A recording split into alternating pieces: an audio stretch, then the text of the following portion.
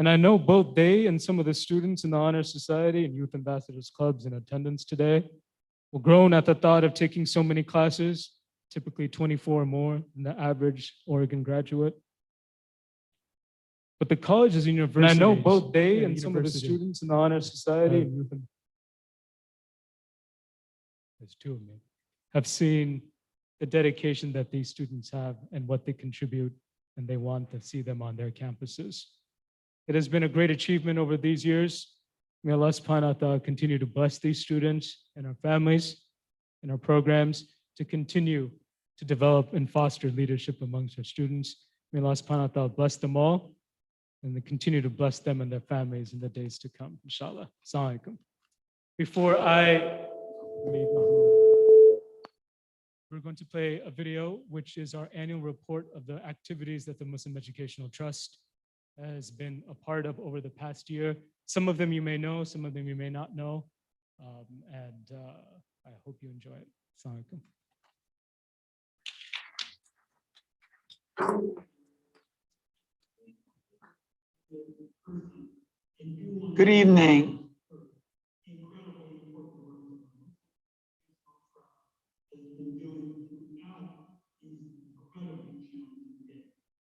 Educational Trust is an enormous community asset and one that has played a key role as Oregon works to curb the pandemic. I especially like to thank Wajdi, the Muslim Educational Trust, for holding this very important conversation and to thank them for hosting the numerous other webinars they had that are like this one. And especially important is the fact that I want you to know I'm so looking forward to the day, as we've done in the past, where we all can safely gather in person. I'm enormously grateful for the role MET has played as a good program, as a convener, as providing a safe place for people of all faith, and has helped us as a community come together and celebrate what we share in common. We will only make progress as a community when we celebrate what we share in common, and MET has been the forefront of it.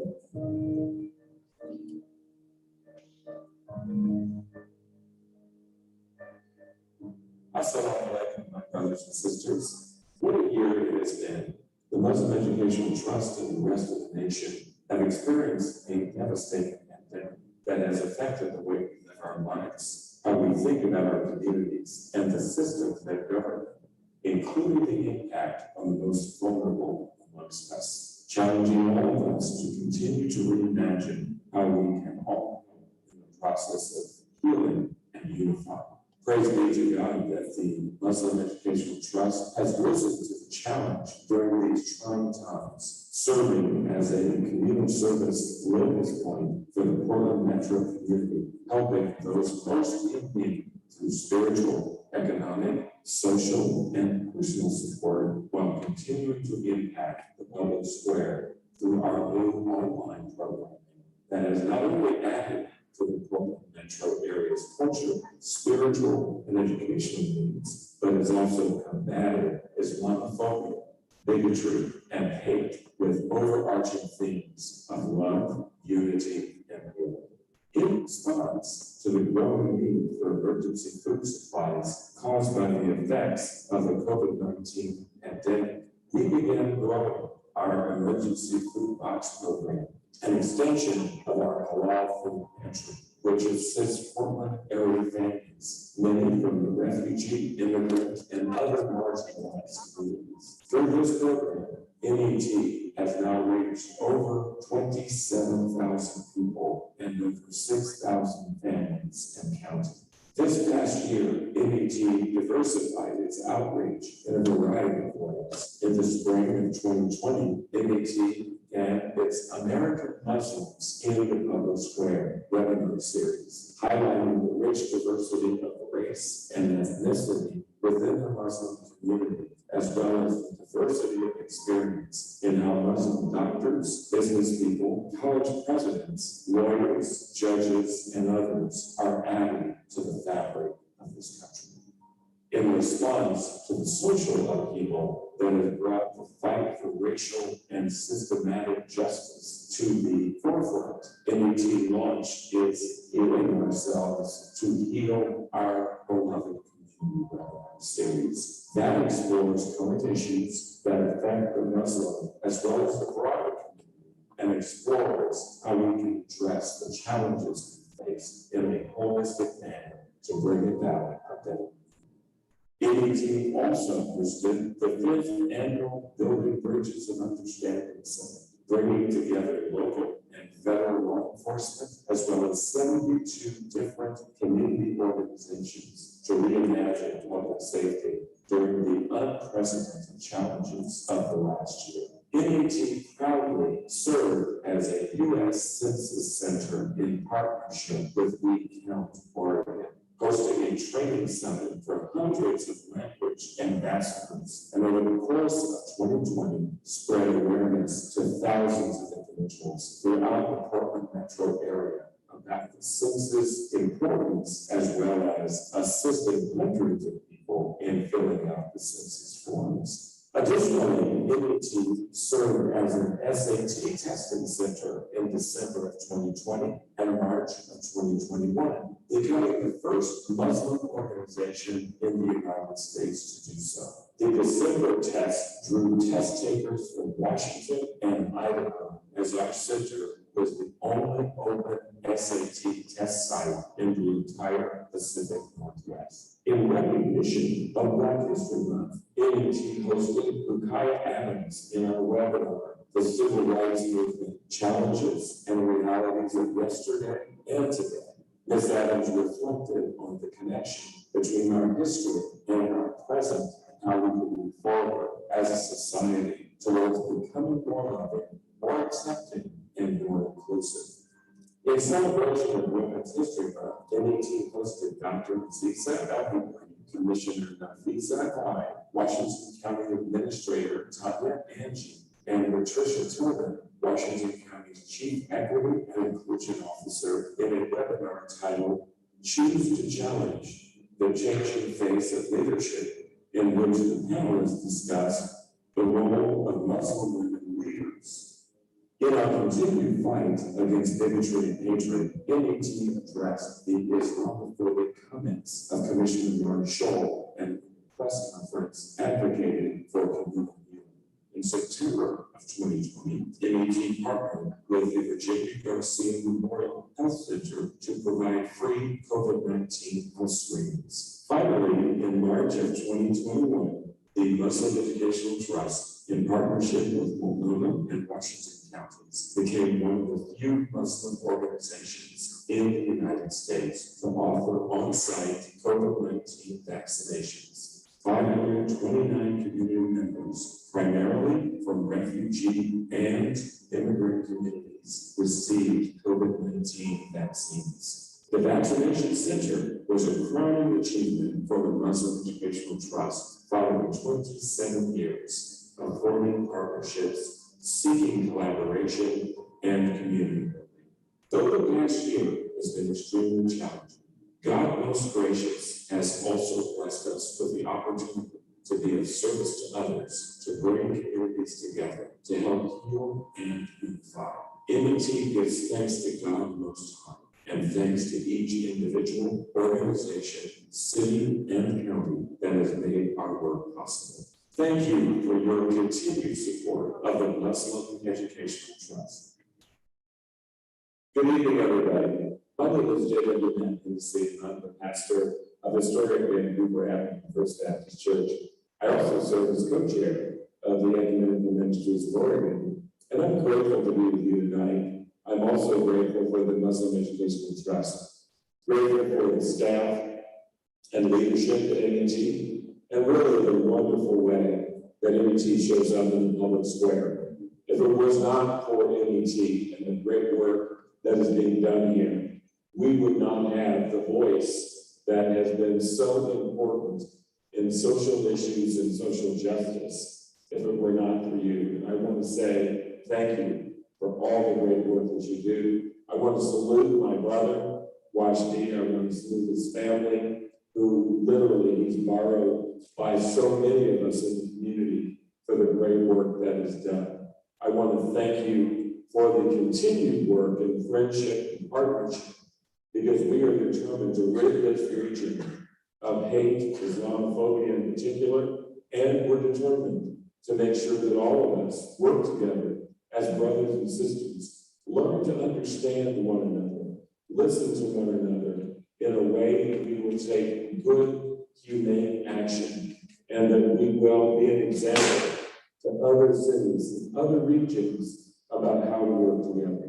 So I just want to say tonight on my personal behalf, on behalf of my family and my church, on behalf of you, thank you, NET, for being who you are. Let us keep working together. And with that, I really want to ask each one of you to please give and contribute to the continued cause of humanity and the continued cause of the mission of the Muslim Education Trust. I'm grateful personally, and I'm grateful because you will feel that you have made one of the best contributions ever.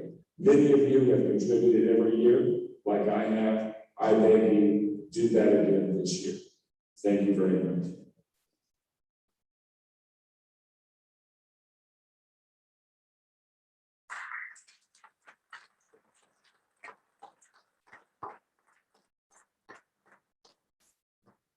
Assalamu alaikum. Our first keynote speaker will be Judge, the Honorable Judge Kasabahai, will be introduced by Dr. Joel Yassi, the Director of the Science and Technology Engineering Math. Dr. Joel Yassi.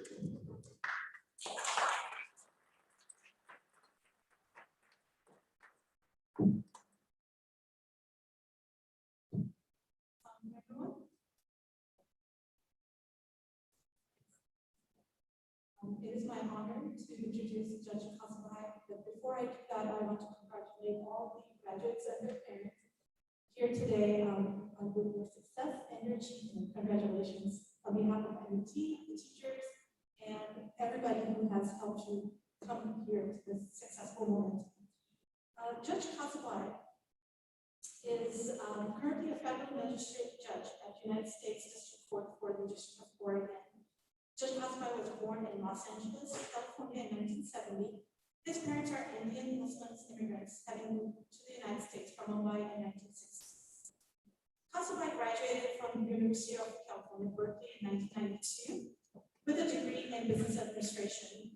He completed his Juris Doctorate degree at the University of Oregon School of Law in 1996, where he served as an associate direct editor on the Oregon Law Review, as a graduate teaching fellow for the University of Oregon, and a president of the Student Bar Association.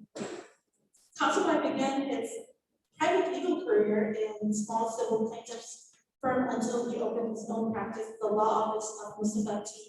Kasabahai, serving a wide geographic area in rural communities, representing workers and unions in workers' compensation cases and plaintiffs in civil cases, primarily involving torts and work-related injuries.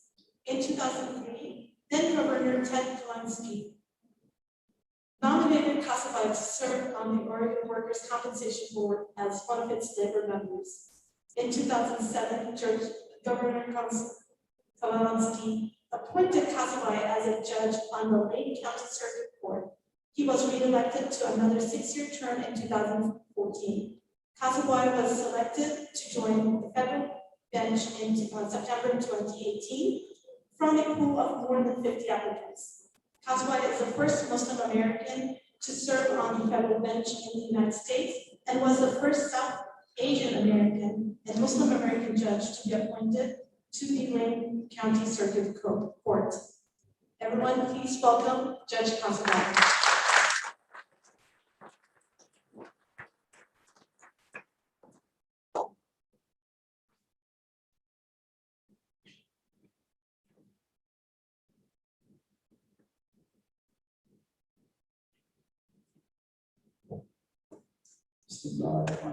Assalamu alaikum. It is a beautiful sight to stand here and see all of, as you might have heard or know from from Sister Joya's introduction, I live in Eugene, and so the level of diversity and the beautiful faces of so many countries is something for me to treasure today. To witness the beautiful community, the Ummah, our Islamic community, brought together by Muslim Educational Trust. This is a celebration for me, and somewhat selfishly, because I get a chance to be among all of you. And with the gratitude, Brother Wajdi invited me to share some thoughts, keynote address, to also celebrate the graduation of the class of 2020.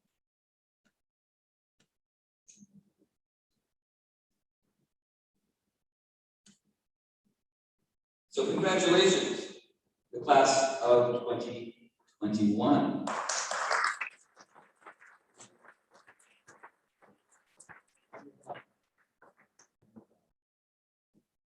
I can't tell you how proud it is to see an Islamic academy thrive in the way that Muslim Educational Trust and OIA have done here in Oregon.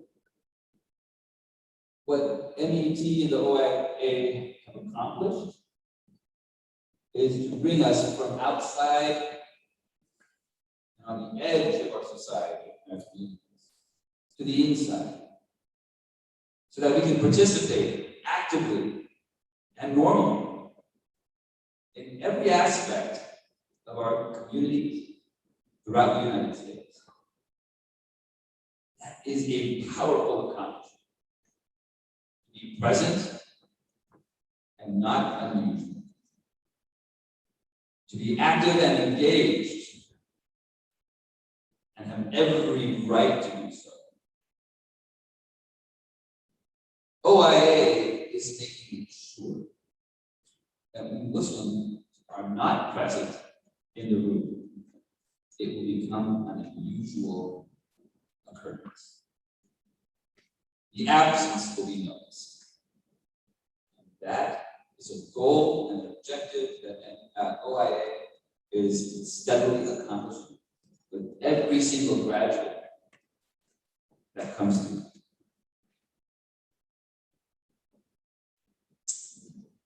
How many parents are in the room and family members that will take responsibility for having helped their young ones graduate today? Please raise your hand.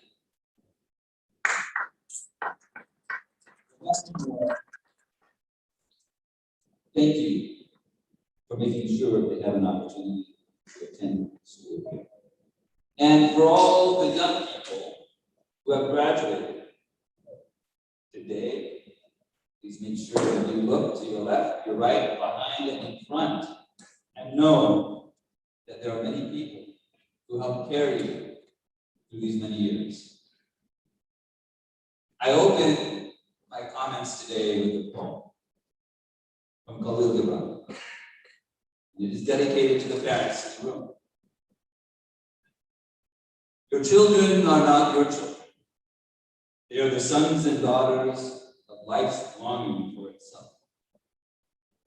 They come through you, but not from you. And though they are with you, yet they belong not to you.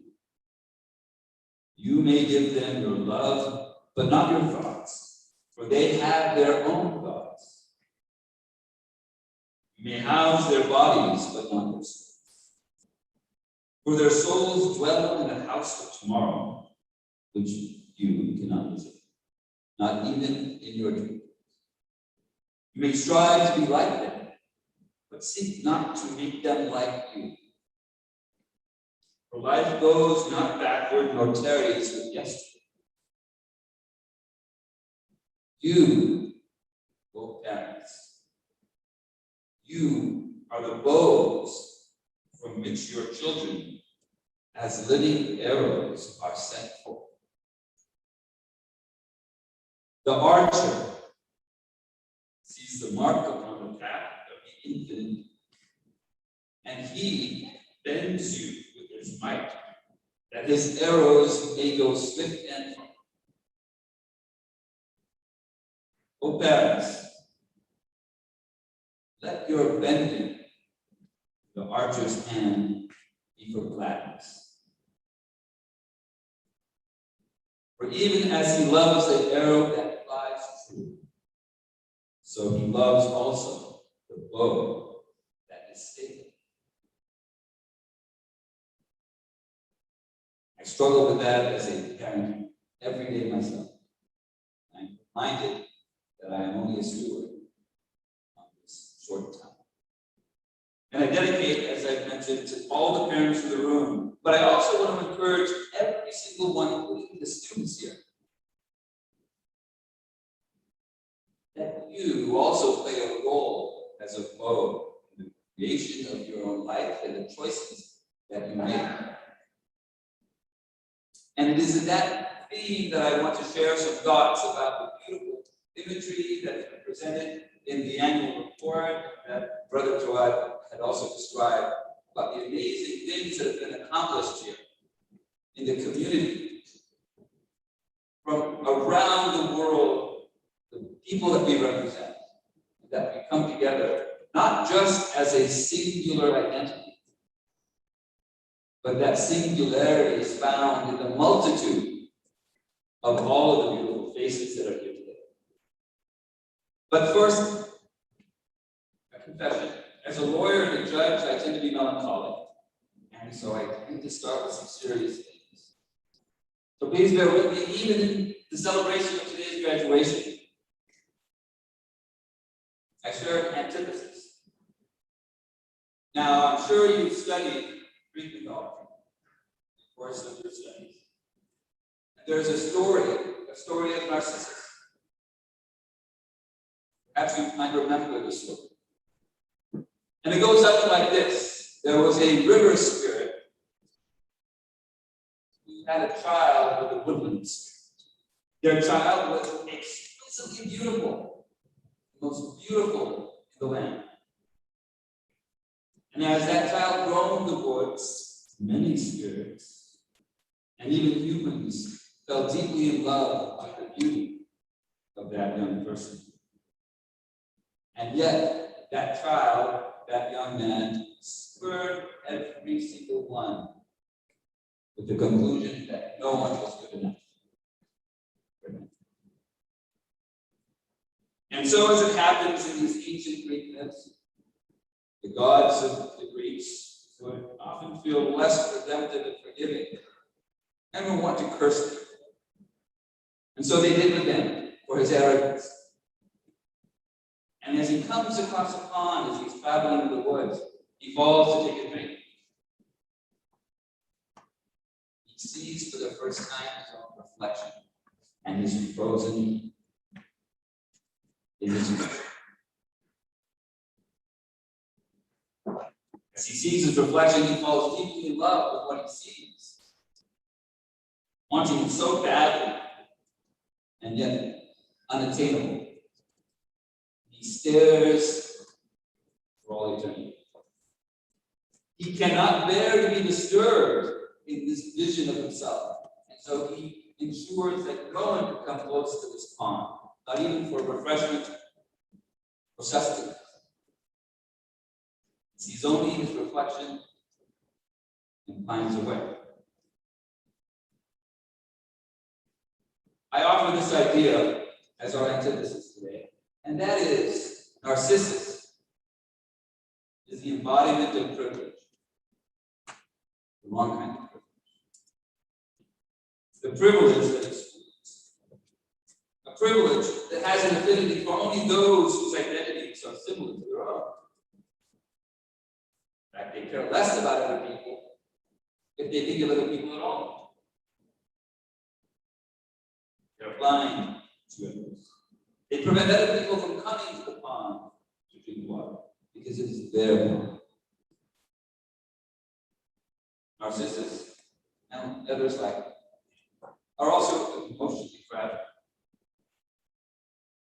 And one of the biggest criteria or characteristics is privilege. Simply want to reproduce others in their own image. I like to think of privilege as first, and certainly the capacity, at least, to be one. The resolution. For me, as I mentioned, as a judge, I'm regularly consumed with the idea of community in the context of justice and fairness and equity. I think about it every day. I can't walk away from most days ever thinking or not thinking about how I'm doing my work with that ideal of fairness and justice. That which moves me is searching for the commonality and honoring our differences, no matter how similar we might also find ourselves to be. To do this kind of work, the work that is opposed to privilege, like that of Narcissus, the work that brings people together in equity and justice, needs a spirit and needs a spiritual solution for it to be enduring.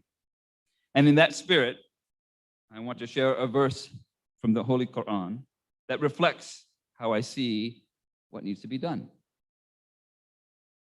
It is from Surah Al-Hujurat. Ya ayyuhan nasu innaka khalaqnakum min dhakarin wa untha wa ja'alnakum shu'uban wa qaba'a ila lita'arafu. O humankind, as I understand this might be translated, we have created from you, from a male and female, and made you into nations and tribes that you may know one another and not despise one another. Now, as you can tell from my broken recitation in Arabic, I am not a religious scholar, but one who attempts to find meaning where I can, and there's much wisdom in this ayah for me, and particularly the work that I get to do as a judge.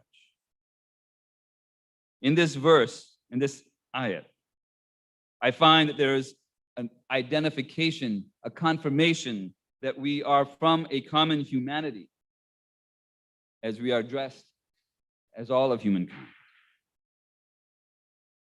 And while we have made you into different nations and tribes, I note that it does not name any one nation or tribe above another.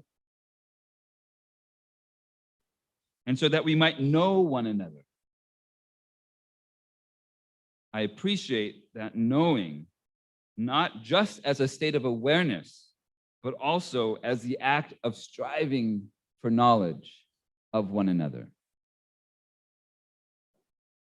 It does not say that we might dominate one another, to be superior over one another, for one nation or tribe to rule over others, but to know one another. Imagine the opposite. If we were all the same instead, if we were not made into the nations and tribes to know one another, if we were all the same color, we spoke all the same language, we shared all the same traditions, I submit that we would lose the capacity to reflect,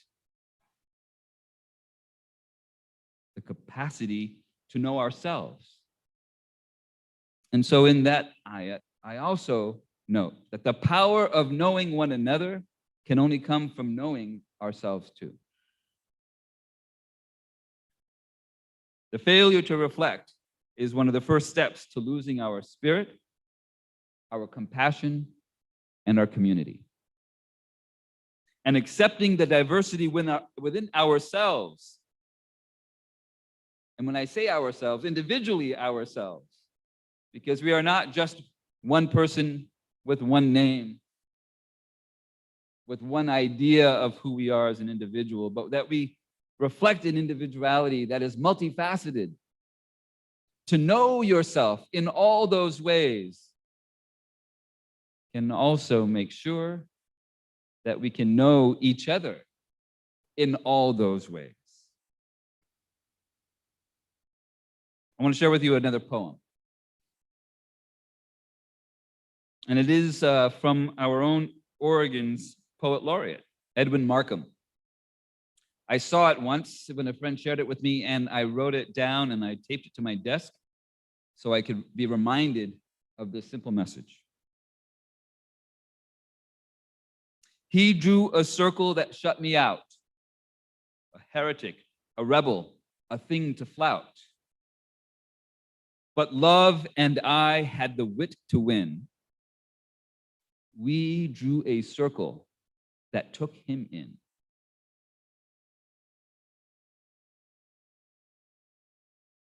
I share this poem because it captures the essence of what I was just referring to in knowing one another.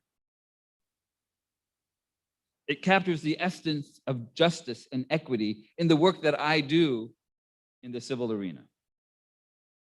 Now, the definition of justice by no means might capture poetry or speak in other lofty, deep spiritual terms. Unfortunately, justice in many secular arenas, in particular government, can all too easily be sterilized to generally mean the administration of the law, conformity to the law, rightness, or even self-righteousness. But these notions don't do justice to justice. The heart and soul of justice comes from people who give of themselves to bring equity into our communities, to everyone. I was moved to share these ideas in large part because of the incredible interrogation that I experienced from the public square a few months ago, from the students who graduate today and from the other classes. It was evident in how you approached the law and the interrogation of a judge, which I won't ever forget. I've taken names. It was clear to me that the students from OIA are committed to this ideal of pursuing justice and equity. Maybe as judges, maybe as lawyers and doctors and artists and poets and writers. Wherever it may be, you are passionate about those things. Through your passion for justice and your commitment to equity, class of 2021, we all can keep drawing that circle wider and hopefully one day include everyone. This also means that you can't be on the sidelines. And I know you know that. So how do you do this? There are many ways, but I offer three ideas. First, appreciation and a knowledge, conviction that the world is wide enough for you and me. Now, this is where I might get into trouble with Sister Joyra. I'm going to cite the first law of thermodynamics. Is Sister Joyra? Thank you. So you're going to tell me if I'm wrong. All right. The first law of thermodynamics does not apply to human relationships. Now, the law states that energy cannot be created or destroyed. Am I right? Beautiful. All right. All right. You know, sometimes lawyers and judges like to talk a lot, but we might not always know what we're talking about. We might just sound like we know what we're talking about. So this time I was trying to do my research to get it right. Now, that law of thermodynamics says energy cannot be created or destroyed. It is finite. When it comes to human relationships and when it comes to the spirit, the quantity of energy does not stay the same. It does not. That law does not apply to human relationships. People act, though, as if it does every day. When we strive for equity, however, when we strive to make space for others at the table, when we materially acknowledge another's dignity, we create more energy in the world. We create more matter in equity. Never believe, please, that our human relationships and the love that you bring is a scarce resource. Privilege, on the other hand, derives its power from the belief in scarcity. Scarcity of money, the natural resources, food, and power itself. The desire to control it drives privilege. Equity, justice, rejects that model of scarcity and instead is committed to the idea that your voice does not need to deprive me of mine. Equity also subscribes to the ideal that dignity is the foundational currency of our human relationships. And that currency can be printed ad infinitum. I need not deprive another of her dignity to preserve mine. If we accept scarcity as true, then we will exclude others as we have been excluded. Second theme, learning to let go. Teach them how to say goodbye. Be the bow. Now, I'm going to refer to history. I'm moving away from science because that's all I had, and I'm not going to try anymore. President George Washington, in his farewell address, preserved our democracy, not because he became king, and for all the flaws that may be evident in our founding fathers. I'm profoundly awed by what President Washington did in exercising the strength to let go of his power. And as he did so, he knew a government founded on his or anyone else's singular personality would utterly fail. So too with the pursuit of equity.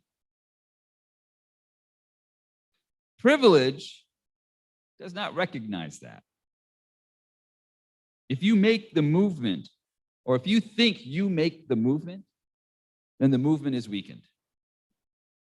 So what are we doing every day to ensure that we can pass on our access, our privilege, our power, so that our work can continue, not just us? It does no good to be buried with that power. Unshared power, hoarded power, is like the heart refusing to beat, or a stagnant pond that has become unhealthy and lifeless, compared to the rolling rivers, always changing, dynamic, and forceful. And as I am moving a little bit slower in my speech, I'll refer to something that might be evident in everyone's belly: hunger. The other reference would be like a hot potato. Potatoes might not be that enticing at the moment, but a hot potato, you hold it long enough, you'll burn. And if you refuse to pass it on, you fail to warm others. The power to give away is the power to renew and to become something greater than yourself by letting others take on the mantle. The last and final theme is that none of the other two can actually happen without humility and the practice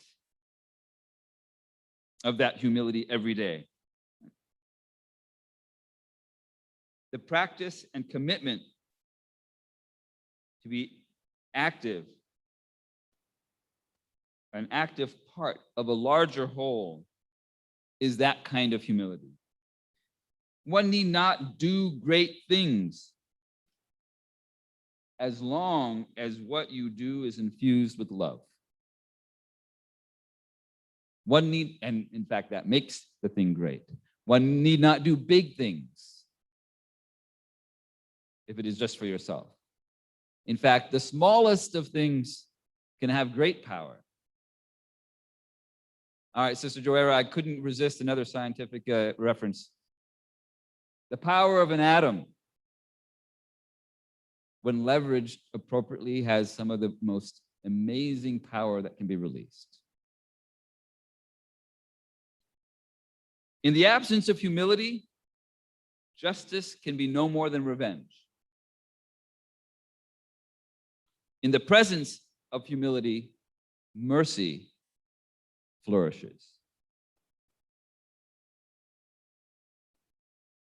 And I'm reminded of a hadith in which someone asked of the Prophet Muhammad Rasulullah sallallahu alaihi wasallam to curse, to pray a curse upon others who are giving them difficulty.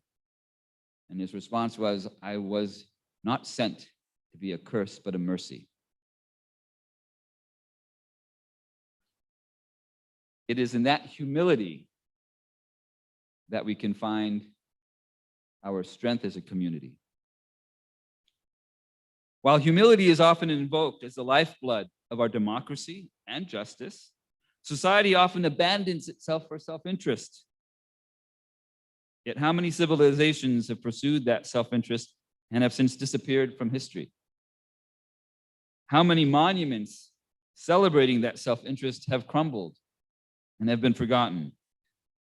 Instead, what a world we might create if we chose to be completely present for our children, our friends and neighbors. What might it mean to courageously give one's lifetime to redeem even just one person's life?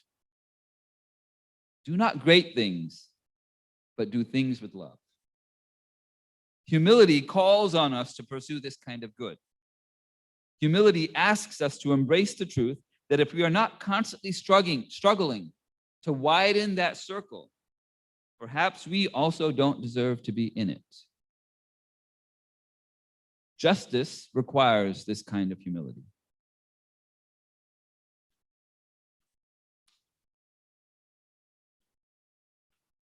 So what does it look like when we cross the finish line? Class of 2021, there is no finish line. But celebrate today because it is a huge, huge accomplishment. But know that there is no finish line. The striving of justice and equity and the building of community that is not just one size fits all is the goal that will constantly and always change. There will be an unending number of people that deserve to be at the table. There are voices that you and I cannot even imagine that do or will exist. How can we say we've reached anywhere when not everybody that will ever exist has been able to come to the table? The goal is to keep making room. So in the spirit of hope, and I know because I just told you that it was kind of despairing that it's never going to end, I like to close with an image of how equity and justice might be imagined.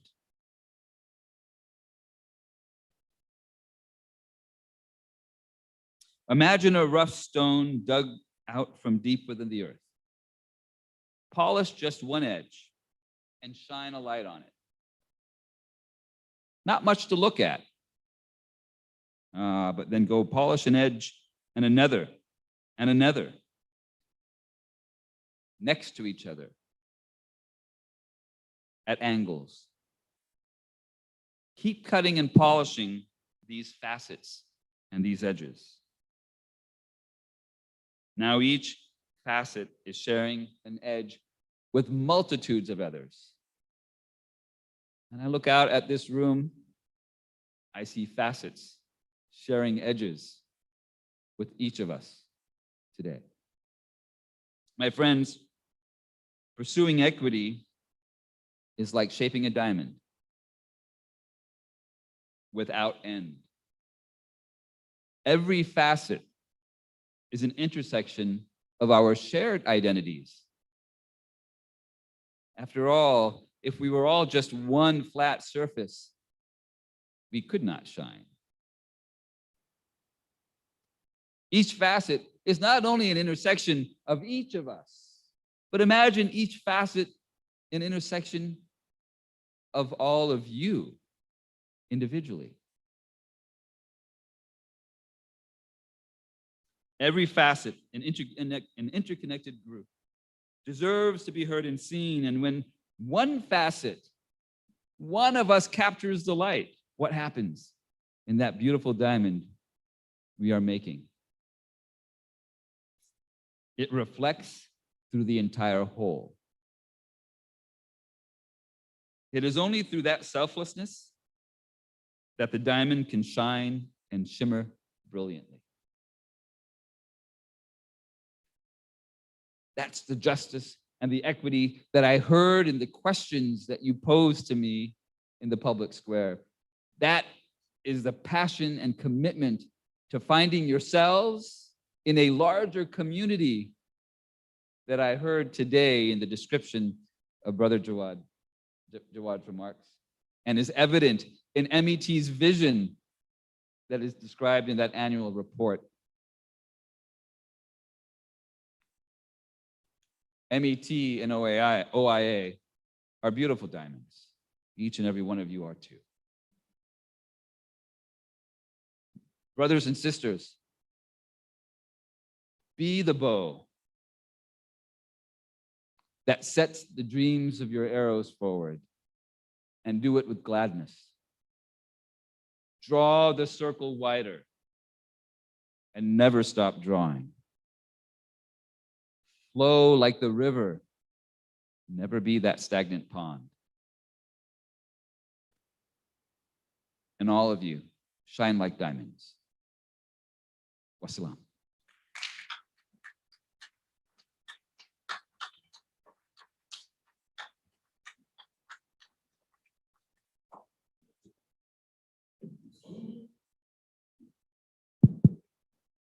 Salma Sheikh, can you come and join me, please? I want you to recognize Judge Kasabahai with a gift. Salma, please join me, please.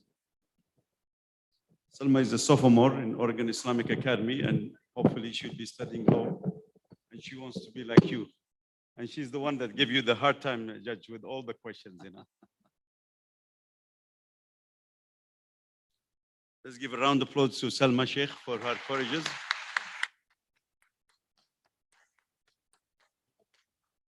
Just to run a disclaimer, this is olive oil from Palestine.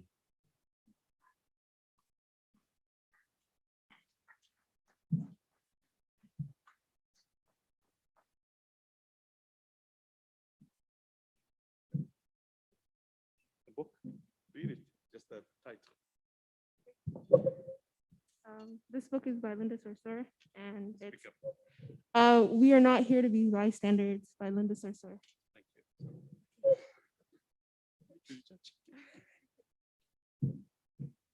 Judge Kasabahai, may Allah bless you and reward you for being available for us all the time and for your advices and for all of the above.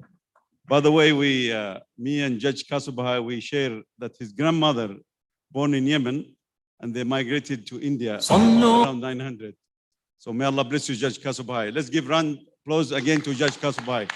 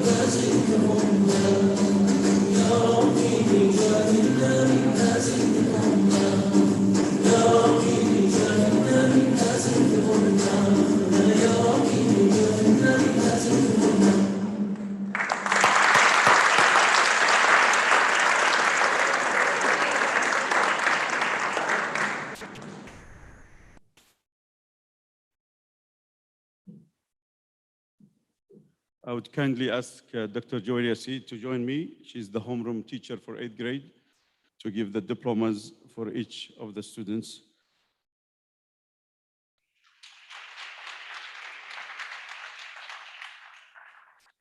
Salma Raj Abdi.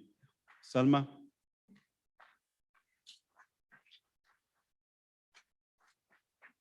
Is she here? Is Salma here? Where is Salma? Can you join me, please?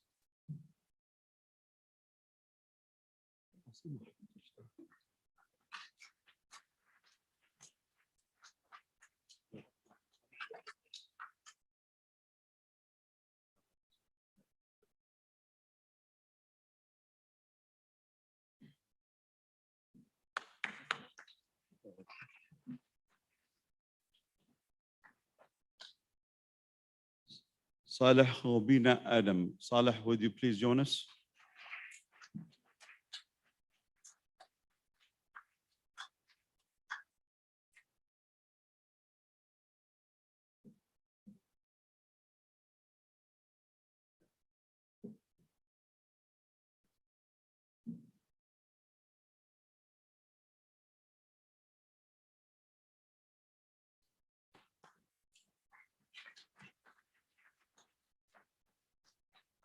Rama Tahsin Al Khatib. She's not here. Rama Tahsin Al Khatib. Bilal Abu Bakr Basharo. Bilal.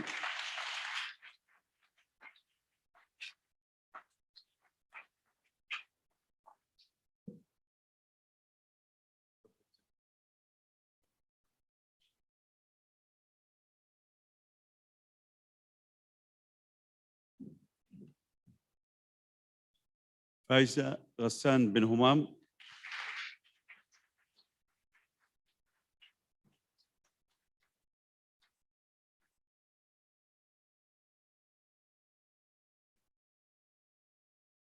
Congratulations, Faisa. Mubarak.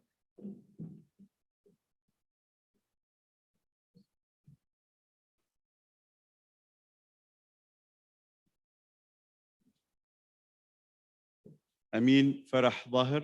Would you please join us?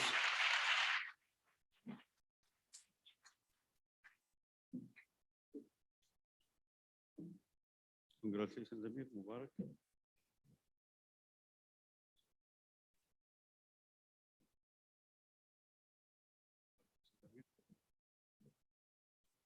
Amina Al Walid Al Zain.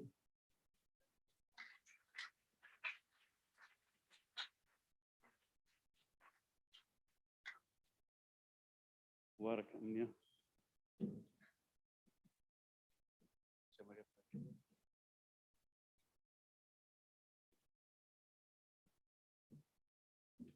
وجدان رمضان الشتاوي.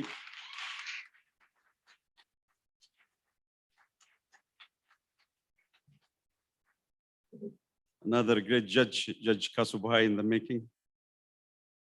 وجدان مبارك إن شاء الله. يا حبيبي.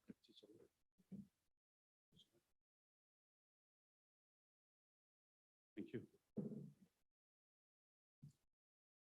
Miriam Mirwaz Hakimi.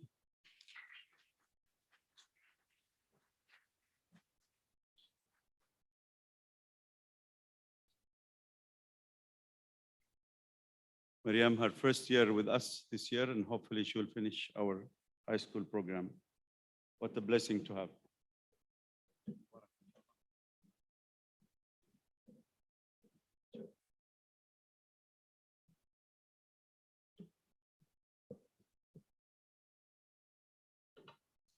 Shaista Mir Hussein.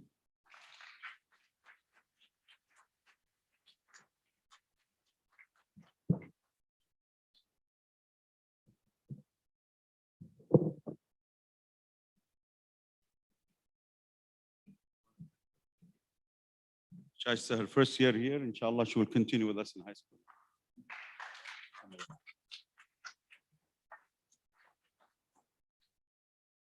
Ayub Ahmed Muhammad.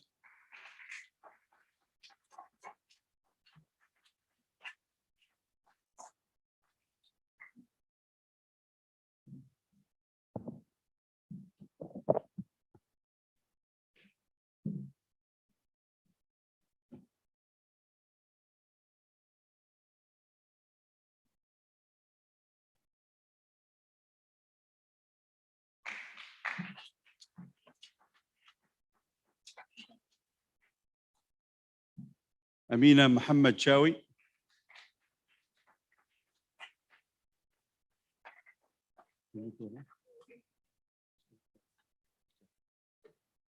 Amina is in Africa. Abdurrahman Min Tor.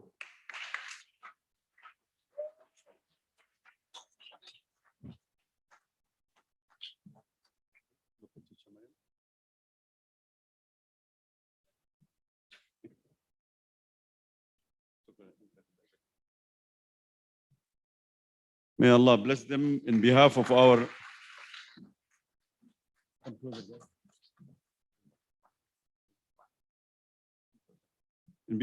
Board of Trustees and Board of Directors. May Allah bless them.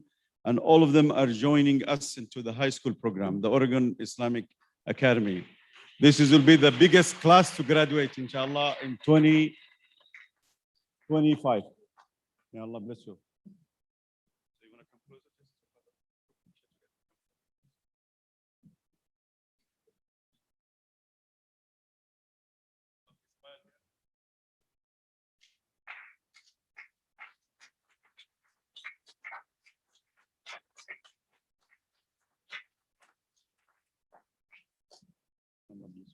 We'll give you the gifts later on. Inshallah. Jazakumullah khair. May Allah bless you and reward you. This is a very solid class. Most of them are scientists and some are good in language arts. So we will have a combination of doctors and engineers and lawyers. May Allah bless you. Congratulations. Takbir. This class has the largest Afghan American students, and most of them are from the same tribe. They are Bakhtun, Congratulations,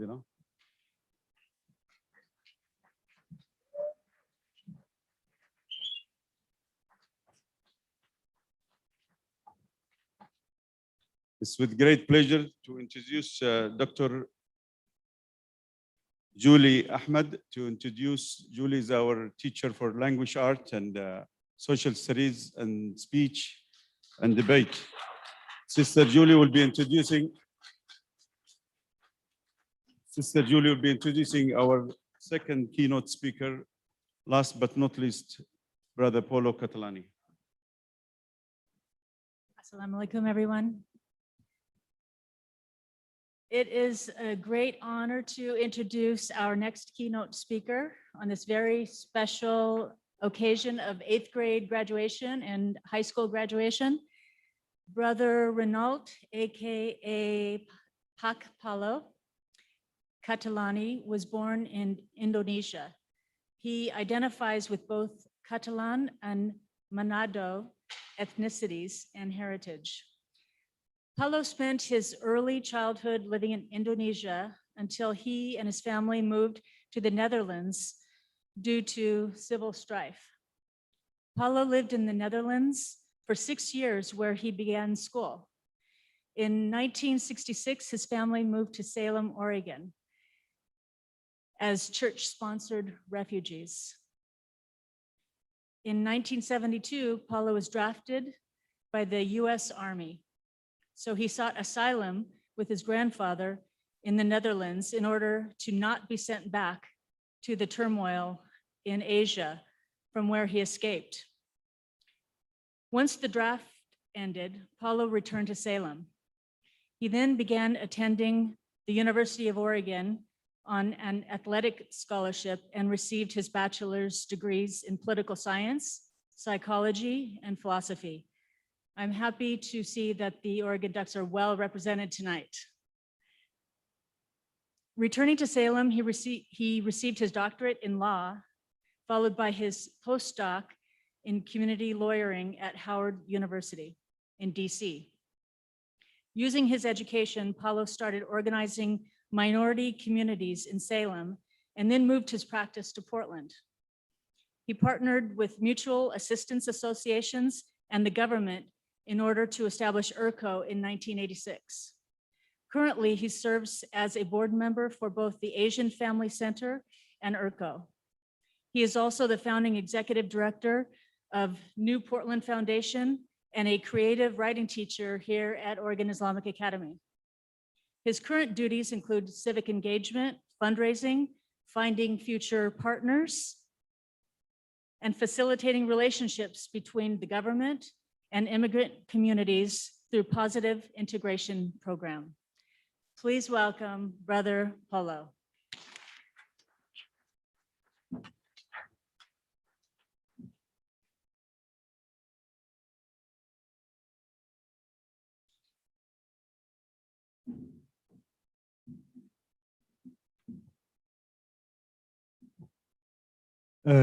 Don't be afraid. I am double vaccinated and double COVID tested. And our daughter is a public health doctor, a very cool job to have these days. And she gets me these very cool masks. She told me to tell you to not be afraid. I think this is what I would like to talk to you about rather rapidly tonight, because I know how hungry you are. I can hear your tummies from clear up here. It's the problem of fear, the problem of America's fear. And here comes the hard part, graduates. We're kind of leaving this job of getting America out of our fear and out of our anger to you. As you've heard Judge Mustafa say over and over again, we don't mean to burden you terribly. You're supposed to be celebrating, eating too much, laughing too much, crying too much tonight. But pretty soon, you have a huge burden ahead of you. It's the work that started here at Oregon Islamic Academy. It will be your work for your entire life. I am now 68 years old, almost. Alhamdulillah, 50 years ago, I didn't graduate. To be truthful, I finished high school in Salem, Oregon. I was one of those kids teachers passed on year after year because we learn in our home, in our homelands, how to be polite. So I politely said nothing for 6 years of education in America, and I kept getting passed. I could not write a paragraph. I still cannot do math, but I'm a polite guy. As Teacher Julia was explaining earlier, there was this draft, and my pa decided I cannot go fight in a war we just left. So he sent us to my grandpa's house in the Netherlands. I came back, and luckily I had been an athlete in international and national competition since I was very small. We learned how to fight where I grew up. So judo and jujitsu and boxing is how we graduated from our neighborhoods. Great skill back home, and not such a great skill in America. I'm telling you this because back then, the United States of America had warred 10 times in faraway places, sending American boys and men to war on families, on your families or families just like yours and mine. Those American boys and men returned to America wounded deeply. They are so afraid. They are so angry. They don't even know what they're angry about, but they are filled with fear and remorse. They are as wounded as your parents and mine for the destruction they did to our homelands. Now, this many years later, America has warred 16 times since our family came here. You cannot have a nation sowing that much bitterness, sowing that much sorrow, and then bringing it all back here and expect this to be a healthy, happy country. So seniors, as you're leaving this place where these teachers listened to you quietly, thought deeply, and taught you lovingly, this is what we need for you to do when you leave university 4 years, 7 years, 8 years from now. 50 years ago, I walked into university, I didn't know what a midterm final was. I had no social security number. I'd never been on university. I didn't know what to do. Luckily, I had other athletes to hang out with. And one of them was a Japanese student who grew up like me with combat arts, and we were the best buds. And we shared one rice cooker between the two of us. because we're not going to be fed at American universities the way we were used to. That's okay. I'm not complaining. I am saying that I found a professor, or he found me, and he was my uncle professor. I'm saying this to you because if you find those auntie professors or those uncle professors at university and show them your sincerity, show them your gratitude and humbleness, like your parents, your grandparents, like these teachers, your elders and ancestors have taught you, you are well on your way. This professor, during my undergraduate times, now mind you, I could not write a paragraph, sent me into, well, he sent me to Egypt first, to American University in Cairo, and then on to Khartoum. And then I went to Asmara as Ethiopian and Tigray and I cannot remember the other nationalities in Ethiopia. Were running this way. I was running into that disaster to do research.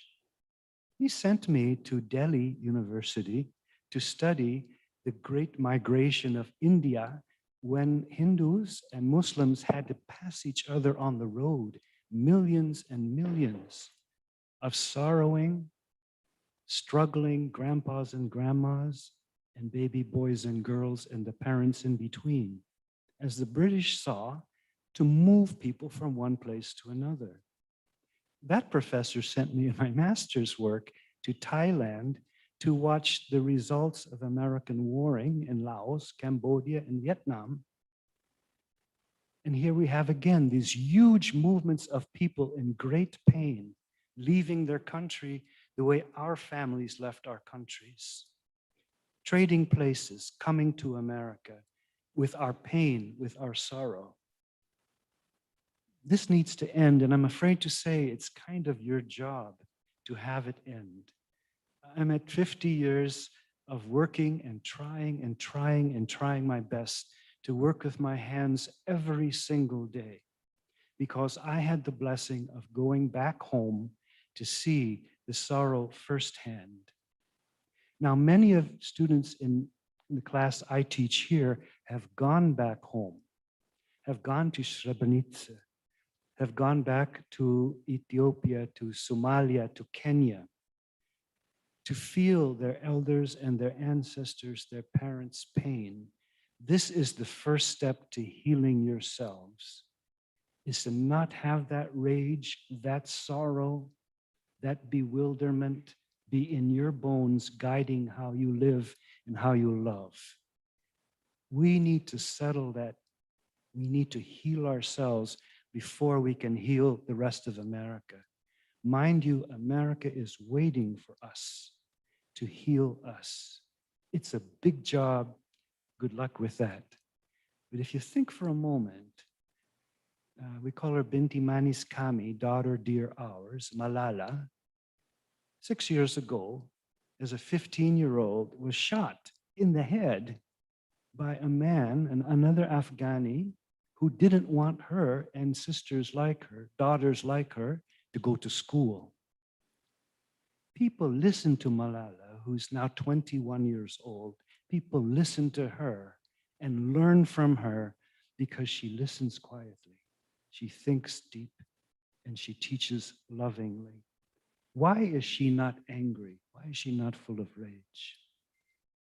If you come from my world, the world of Muhammad Ali, the champion of the world, that man refused to fight in Vietnam. He refused to be drafted into the army because he said, I don't hate Vietnamese grandmas and grandpas, uncles and Buddha belly baby boys.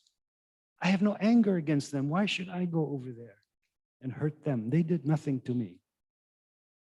We listen, we learn from Muhammad Ali.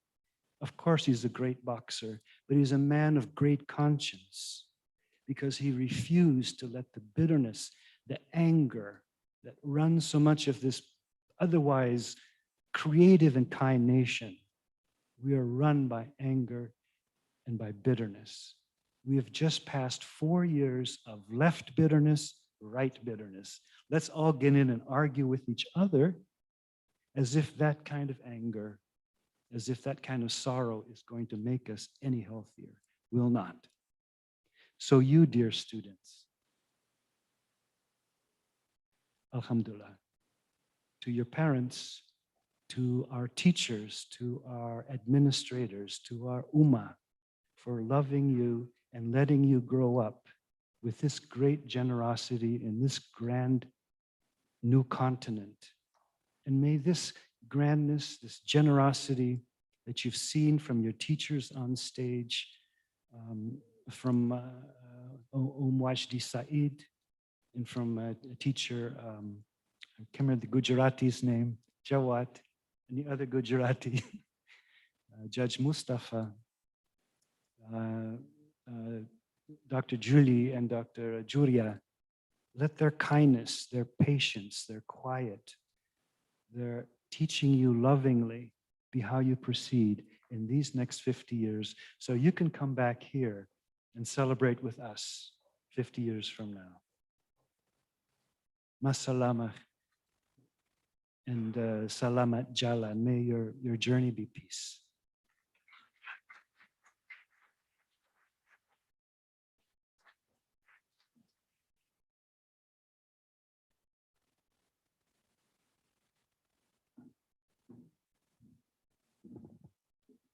I was hoping for a Ford F-250 pickup, but I guess I may have to settle for less. Brother Polo, may Allah bless you and reward you. You have been part of my life for 33 years here in Portland. And Polo will be recognized by our upcoming senior, Bahar Madani, an Iranian American.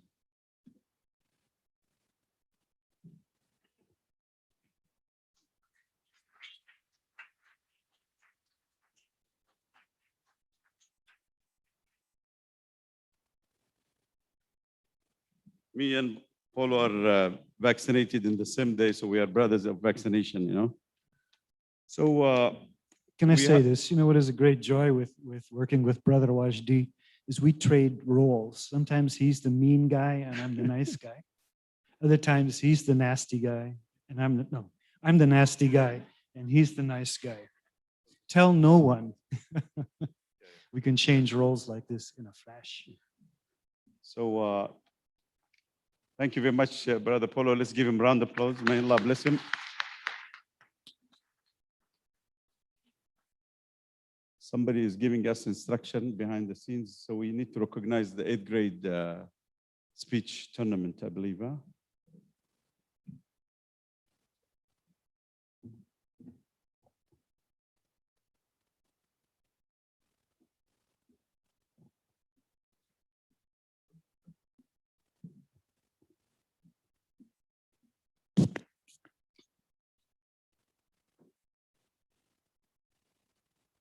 Salma Abdi, 2nd place in impromptu speech tournament at the Oregon Islamic Academy.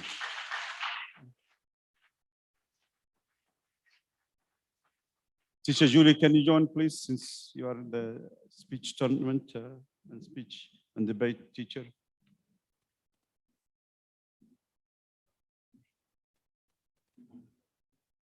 It's all sanitized. And Faiza bin Humam, 3rd place in impromptu.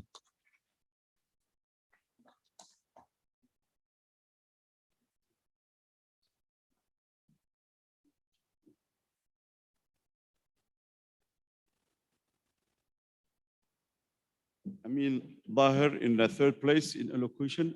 Amin.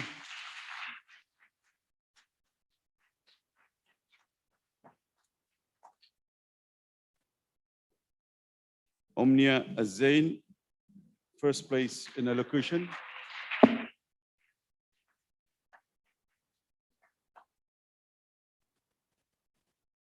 Wujdan Ishtawi, 2nd place in impromptu.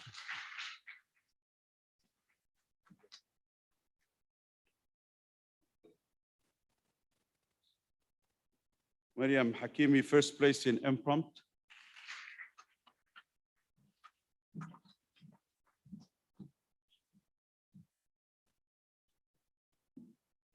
Looks like men are endangered species in this tournament, you know. Ayub Muhammad, 2nd place. Come to. Takbir for Ayub. He's the only gentleman, huh? Who? Who? Oh, I mean, yeah, two of you. May Allah bless you, inshallah. This is really a very interesting class. Very strong and very loving and very caring and very charismatic. Third place, 8th grade, Wujdan Shtawi. Science fair. Takbir. Do you want to come? Or that's it? That's only one? Okay.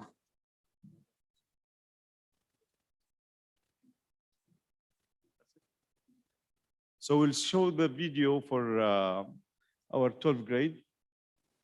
Thank you very much, everybody. May Allah bless you.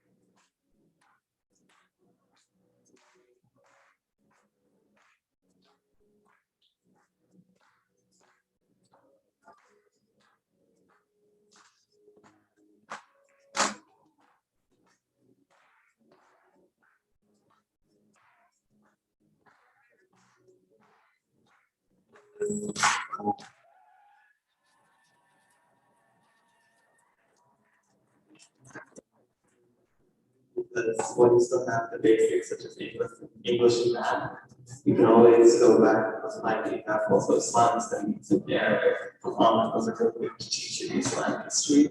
Then you've also got other such as speech and debate where you learn to talk in like a more natural sense.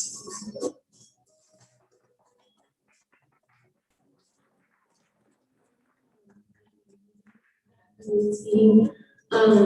It's given me like a Muslim community and a Somali community, which I live from, because I'm so being Somali is a big part of my personality, and I think that finding a community is really important. And MUT has that community, both the Muslim and Somali community, and especially after moving from Virginia to Oregon, it's been like a big move, like that I have to like restart my whole life. So like coming to MUT has given me that community that I'm looking for.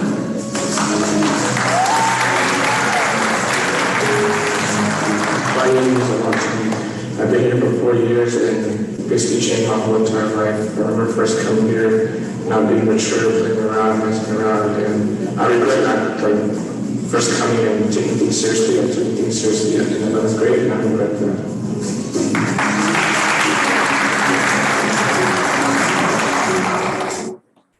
Muslim Educational Trust and specifically Oregon Islamic Academy have a big part in my life.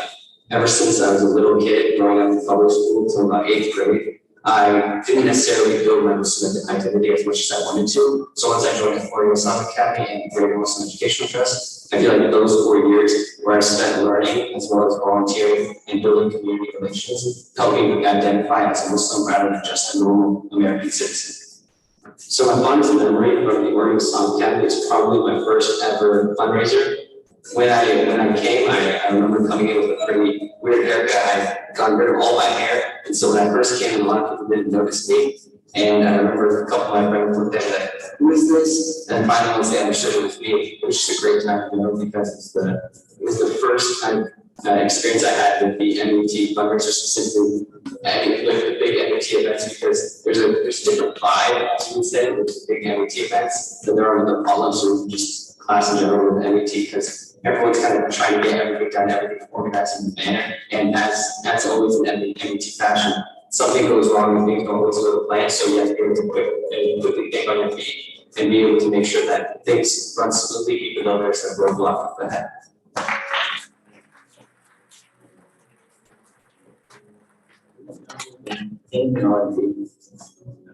So we'll start with this. Whenever we remember things, it's usually in our childhood when we're young.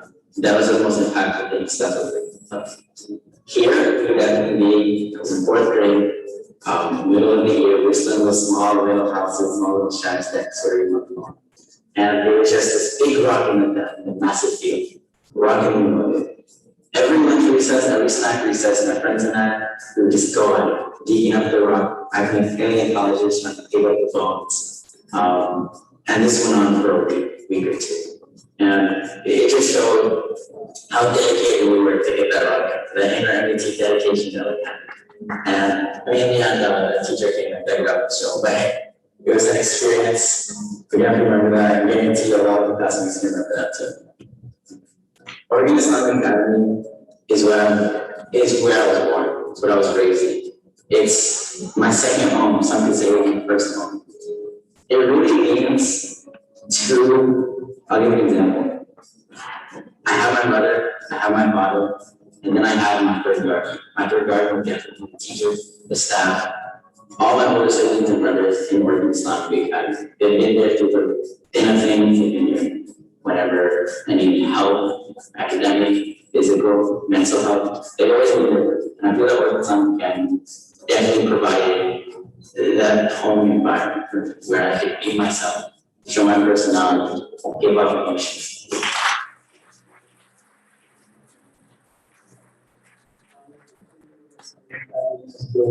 The type of school that really doesn't help for the person it's making me a good moral student, it's making me a good person in general. It's also helped me establish a lot of, main questions that I had on myself and who I am as an individual, keep my identity intact.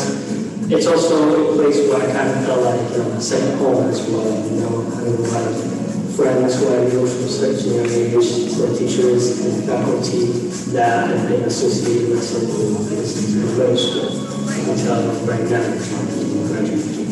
So the Oregon Science means a lot to me, and it helped me really develop in different ways that I always imagined I could have in another place.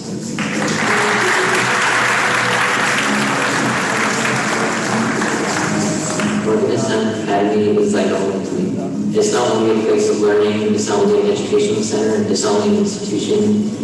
I've grown here as a person, Islamically, educationally, and it's a very comforting environment. In the Quran and Islam, we're encouraged to do critical thinking, and the ayah that reflects this in the Quran is الَّذِينَ يَتَّقُونَ اللَّهَ قِيَامًا وَقُعُودًا وَعَلَى جُنُوبِهِمْ وَيَتَفَكَّرُونَ فِي خَلْقِ السَّمَاوَاتِ وَالْأَرْضِ رَبَّنَا مَا خَلَقْتَ هَذَا بَاطِلًا سُبْحَانَكَ فَقِنَا عَذَابَ النَّارِ. Allah subhanahu wa ta'ala tells us to ponder upon His creation and be critical thinkers. And this ayah encourages us all as Muslims, and this ayah has personally also inspired me to take critical thinking not only educationally but Islamically also.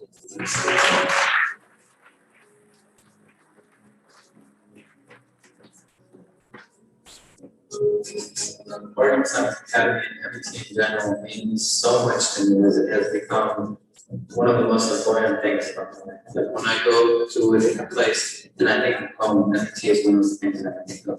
And it's one of the core things that I think of, especially the people and the experiences that I've had here. And they're just so special to me because of how authentic, how real, how genuine as it is here.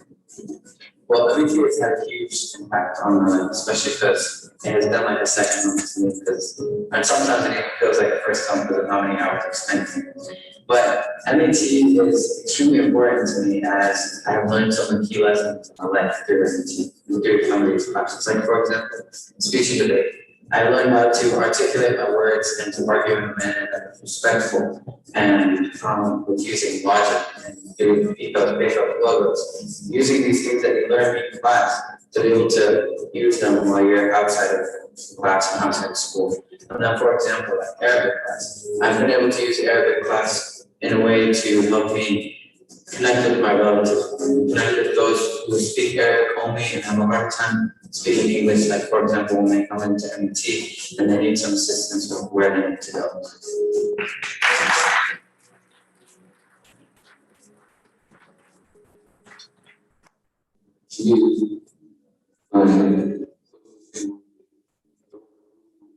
Or anybody else, before any other community gave me a chance.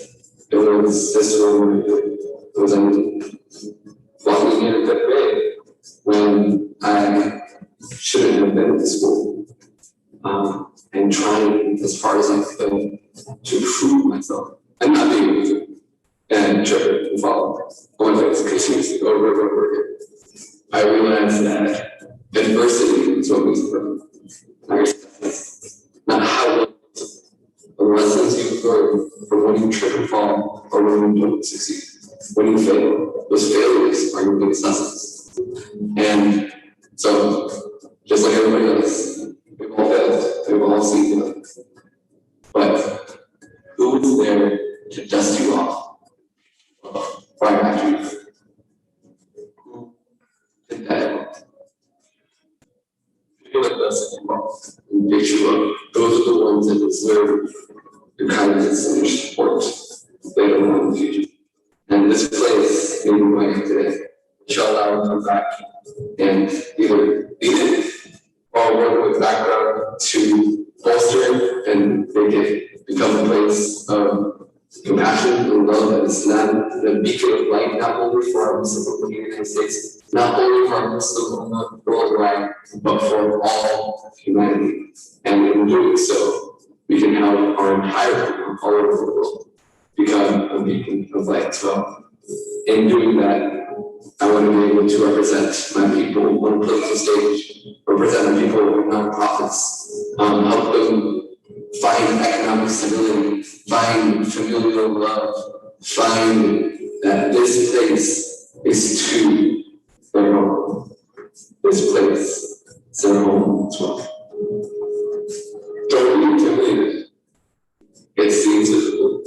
It seems impossible. Some nights you think, I'm not going to get through this. I'm not going to get through the faith. I'm not going to get through this lab. I'm not going to do the work. I can't do it. But you can. And you will. And you will succeed. There's nothing intimidating about it. It's rigorous. That's not a lie. It's difficult. It's not a lie. But it pushes you. It challenges you. It makes you the person that you want to be. And without that, then we would all be at loss. And also, you should try to push your boundaries. Try to put out your wings and try to fly. Try to be your own person. And MET is a welcoming and loving environment to the point where when you do put your wing down and fly, when you do want to start to be your own person, all the teachers here, all the leaders here, all the staff here is ready to bolster you up, pitch you up, and help you fly. They're not going to drag you down. They're not going to make you think the way they want you to think. And all those traditional ideas that you might have as a teacher or an elder, et cetera, they're not true. That's the good. It's about love and compassion and helping you grow to the best person in the world.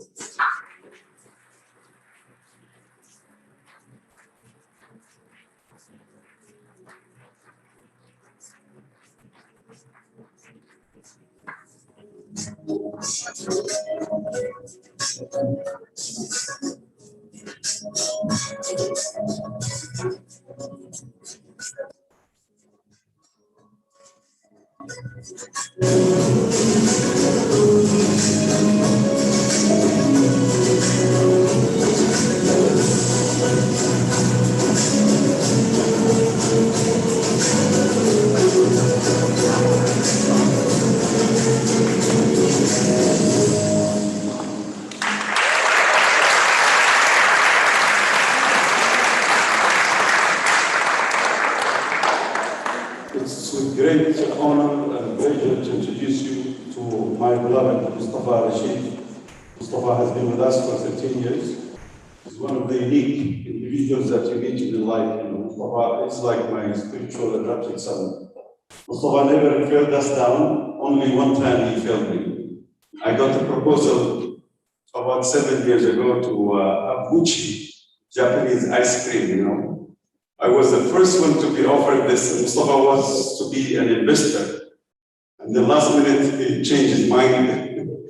But Mustafa, may Allah bless him, he's one of the few or the only student that you see in the donors tree that he invested and he bought his first square feet, you know, as an endowment. May Allah bless you, Mustafa. May Allah make you better than what you think about you. We're gonna miss you.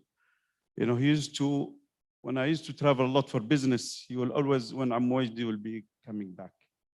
His mother can testify that. He was the only one of the students that will ask, where is this and where is that and where is Wajdi? Mustafa, we are proud of you today.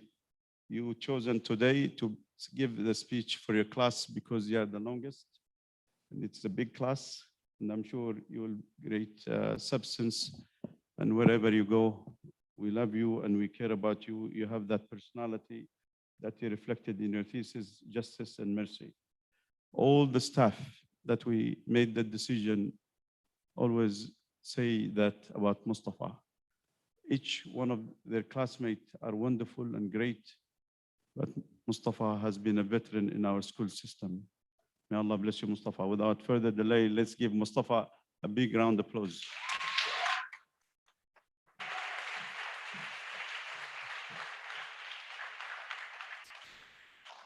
Assalamu alaikum, everyone. Many of you might already know me, but my name is Mustafa Rashid, or some people might know me as Rania's son. But I've had the opportunity to spend the last 13 years of my life at MET.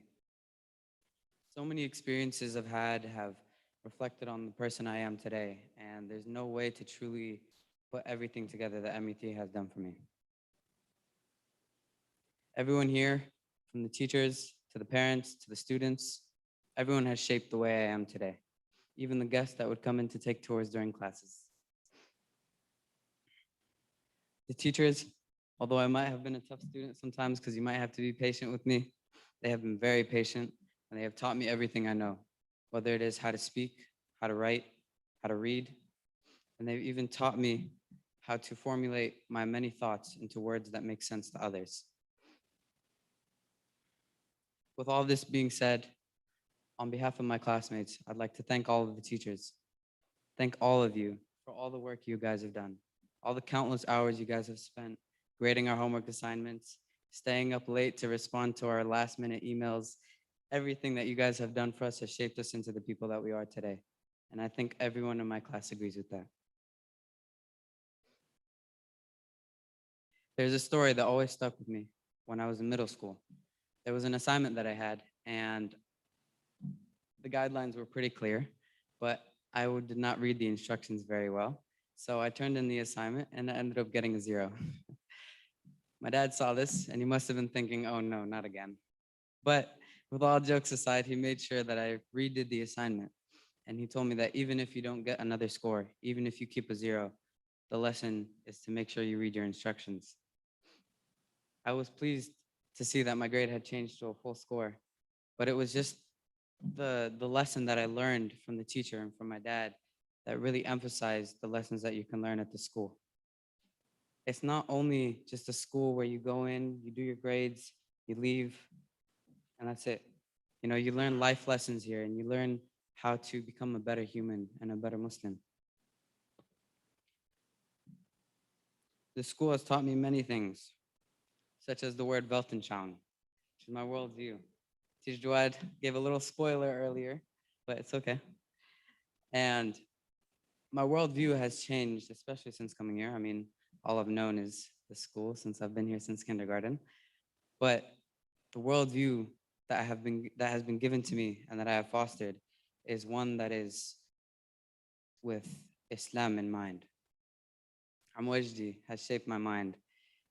My worldview has been shaped by every single person in this room, whether I know you or I don't.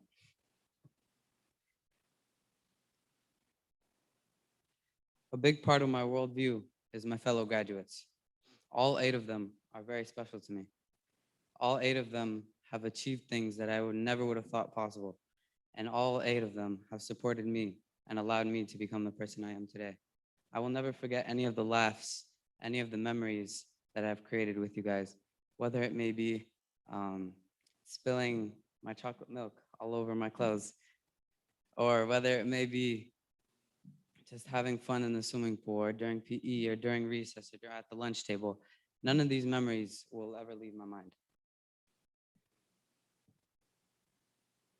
I could have never asked for a better class to graduate with.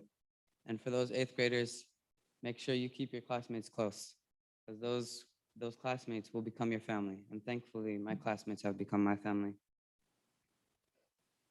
Lastly, I'd like to thank my family for being here today. Khatidina, thank you for coming today.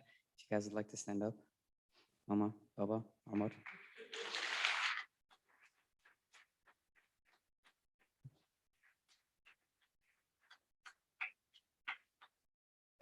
I really appreciate everything you guys have done for me. And Khadijina, thank you for always letting us come to your house, eat your food, and play on your computer. Although it might have not been the best thing to do, it was still very fun. And although you and Khadija in my eyes are both equally cool, my friends know you as the cool aunt. Mama and Baba, you guys can sit down, it's okay.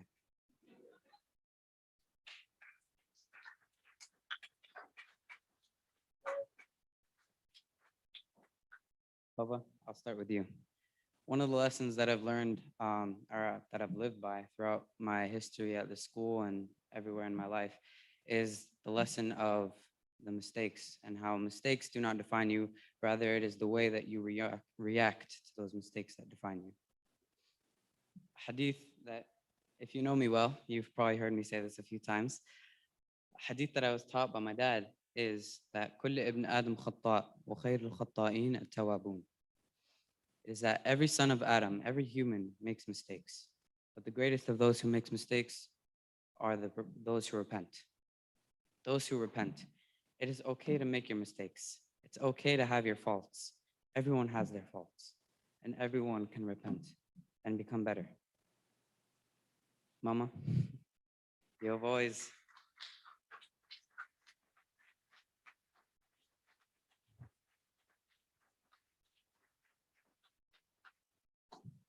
Whenever I'm asked, who's my hero or who do I look up to the most, I always say you.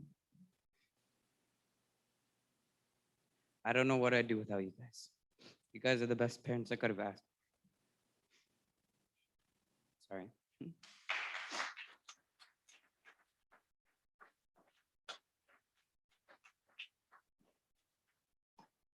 And Omar, I know you might have dreaded this part of the speech, but you knew it was coming. And don't worry, I'm not going to embarrass you. Those stories can be for another time. I'll never forget any of the lessons you taught me, especially that one day where I didn't want to go to practice and you made sure I regret that decision. We went to the field afterwards and you made me run and run until my run turned into a walk and I couldn't run anymore. But it was the lesson of not giving up, not saying, I'm not going to go to practice anymore. I'm not going to continue in my school activities anymore because I'm tired, but because I don't want to do it anymore. These lessons will forever be in me, and I will never forget them. And I'd like to thank all of you for being here today and for witnessing this beautiful graduation and for witnessing all of my beautiful classmates come up here and get their diplomas, inshallah. Throughout the 13 years at this school, I've learned many lessons, and I will never forget any of them. And I would definitely say that I have shaped the person that I am today. And I am proud of who I am, and I'm proud of everyone who has come here today and all my classmates and who they have become. And without further ado, we can give Amwajdi his gift. In honor of Amwajdi, we would like to thank him for everything that he has done for us and helping us shape us into the people that we are today. So if my fellow graduates would like to come up here.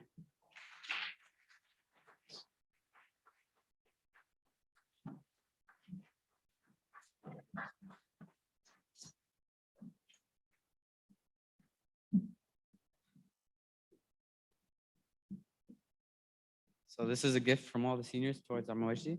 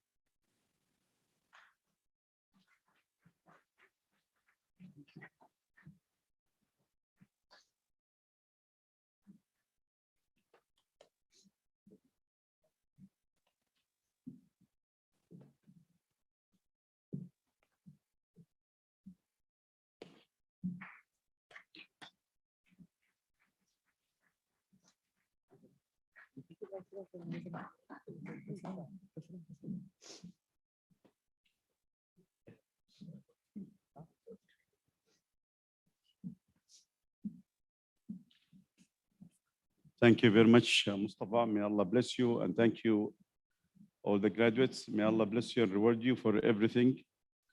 And may Allah subhanahu wa ta'ala make you successful in this life and the hereafter, inshallah. Ameen. Let us take a moment of silence in memory of our beloved Aisha Basharo and Nabila Mazuz.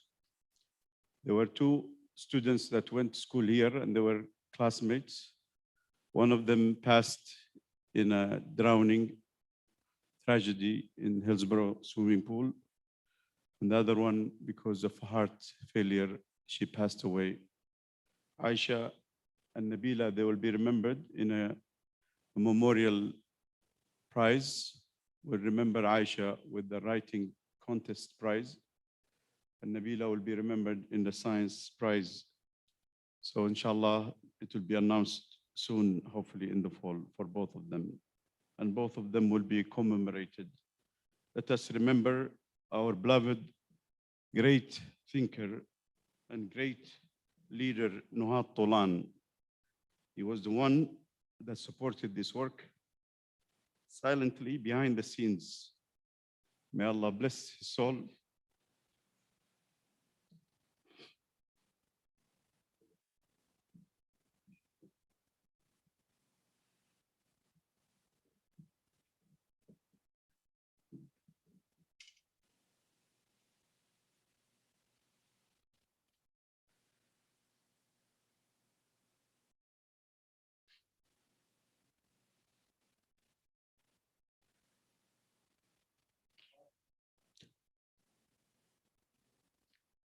Fulan was a father for me.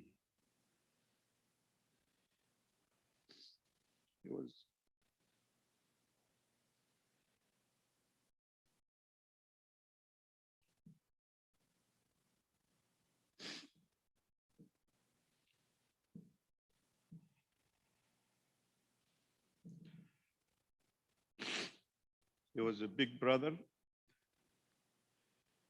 He was mastermind.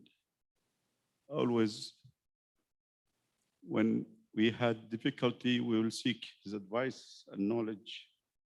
Rahmatullah alayhi, his last meeting with myself and respected beloved sister Rania and beloved respected Sahar and brother respected beloved brother Salahuddin Qadri, we were talking about this project. And we walked together, me and him, and he said, remember the promise, his promise that he was to be buried as a Muslim. He was a very devout Muslim. He was the founding dean of the College of Urban Planning. He's the one that put Portland State in the map because of the College of Urban Planning. He's the one that always defined our relationship in our public square. Without his support and wisdom, we wouldn't have integrated the Muslim community to what it is today.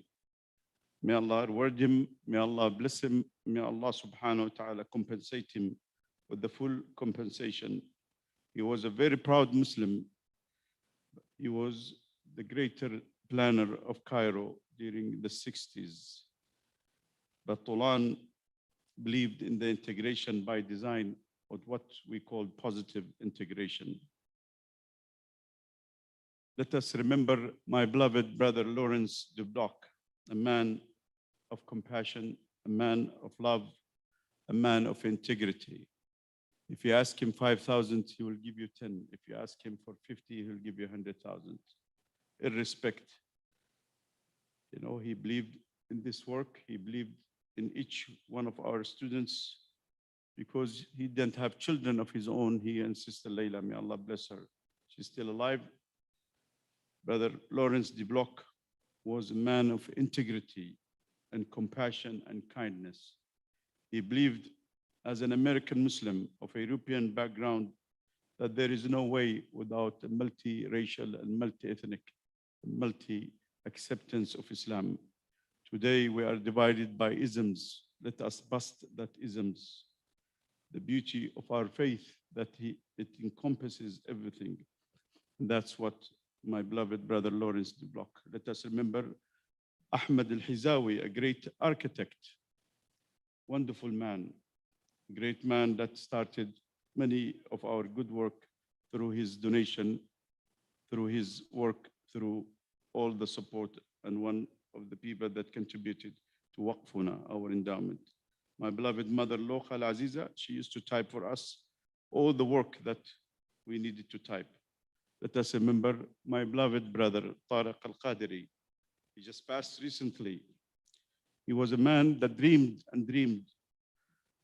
10 days ago, we were talking, me and him, about how to integrate Pure Hands to become a great, successful Yemeni American initiative to relief and development.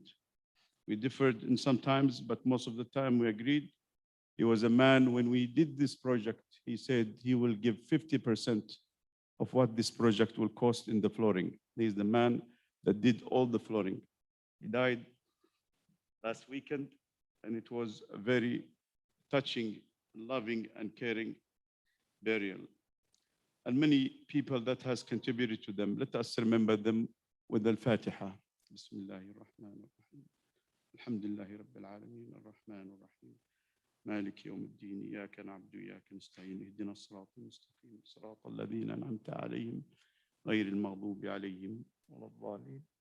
May Allah bless them all, and may Allah reward them, may Allah accept them in His mercy, and may Allah overcome their shortcomings, and may Allah make us those that are alive to walk and to rethink and to forgive and to accept one another for the sake of Allah subhanahu wa ta'ala, for the sake of humanity. We want today to recognize a few of our staff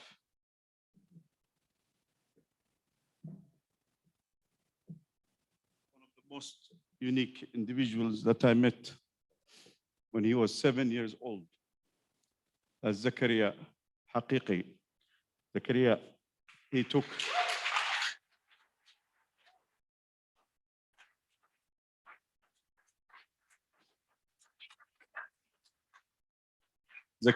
the responsibility and he joined us. He's our creative director.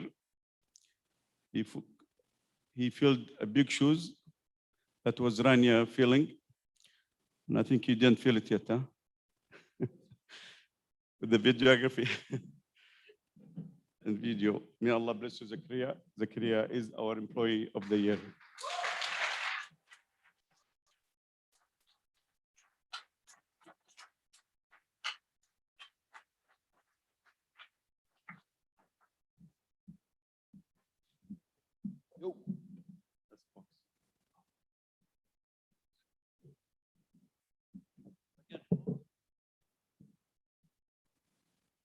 Another beautiful year with the COVID challenge is a beloved young sister, our second grade teacher, Maryam Ibsais. Somebody needs to talk.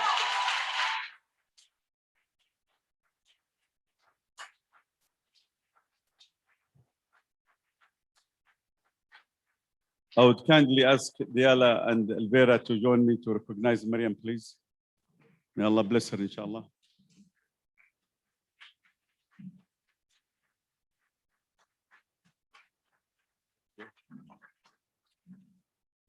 Maryam, may Allah bless her and reward her. She always was there as a beautiful leader, the way that Khadija, radiallahu anha, the way that Aisha, and many other companions and beloved wives of the Prophet sallallahu alaihi wasallam, she helped in so many ways. If I list them, you know, it will be as big as this universe. May Allah bless you. Maryam volunteered to be in our CRC Community Relations Committee.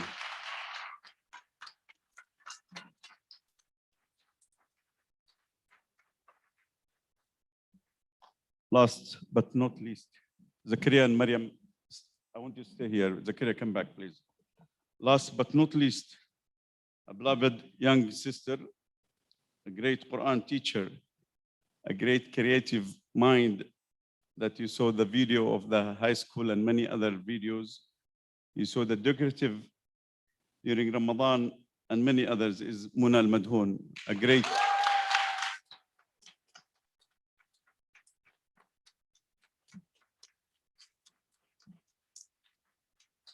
Muna was dreaming to work at MIT at the Muslim Education Trust since she was in Jeddah, Saudi Arabia. And she said she made dua that we're gonna accept her. We are blessed to have Muna today with us.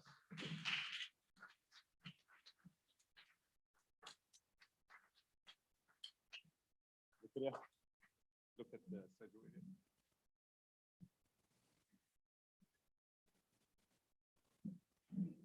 Thank you very much.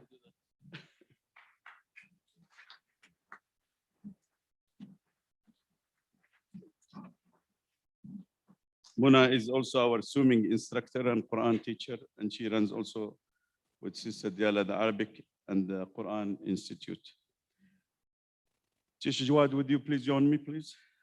We want to recognize few students that have been with us. I think today we have 2 that present, and they have spent 5 and 6 and 8 years with us.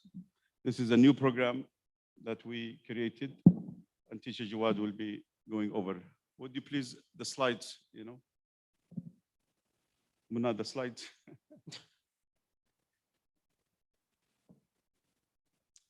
Assalamu alaikum, everybody. So as we have seen the growth of our classes and the growth of the amount of students that are here at Oregon Islamic Academy, we realize that we have so many students who have been with us and so many other students who want to be with us. We can't have everybody attend the school because of capacity. And we always wanted to be at that spot. If you were here with us 20 years ago, we had people, we were chasing after people, come and try Islamic School, try the Islamic School of MIT, try Oregon Islamic Academy. And now we have people calling from Nevada, people calling from Texas and New York and California who want to move here to join. So there's not enough space for everybody, but we've had students here who have spent 10 years of their life here at Oregon Islamic Academy, at the Islamic School of MET. And they've given and they've contributed to this community. And they continue to give to his community. So for the first time this year, we are proud to inaugurate the Muslim Educational Trust honorary community graduates. We define this as students who have spent 5 or more years at ISMET and OIA, and they have graduated from 8th grade from OIA.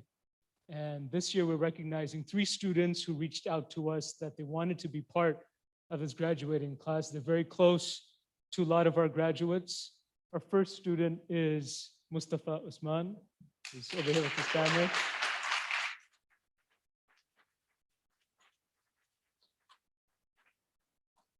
We saw Mustafa Usman here Mustafa's coming up. He didn't know he was coming up today, but he is.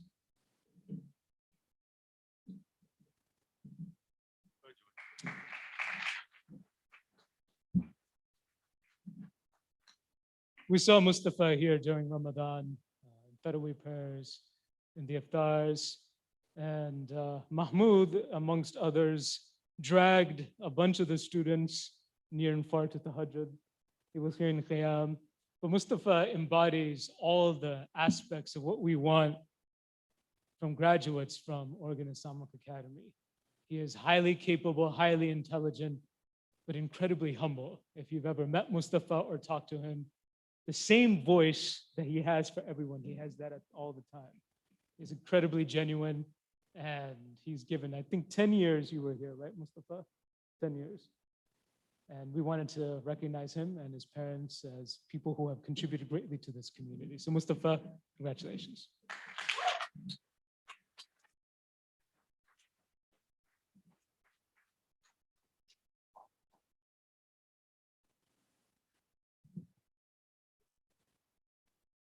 Mustafa graduated from Westview High School, Sunset High School, and he's going to attend Cornell University. May Allah bless him. He was one of the 3 producers of the movie Mayor Blake. Mustafa Rashid, Mustafa Osman, and Mahmoud Jawad. May Allah bless you and reward you. Thank you very much, Mustafa.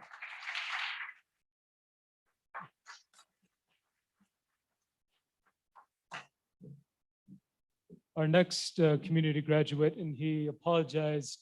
He wanted to be here tonight, but he has his graduation, his own graduation, and he's actually the graduation speaker at Tualatin High School tonight. And this is Muhammad Faksh. Muhammad Faksh.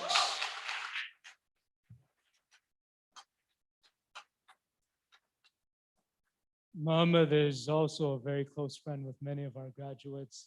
He was here for 10 years. His mother was also Kim Faksh, a part of our staff for a long time. Genuine person, great athlete, incredible friend, and highly capable.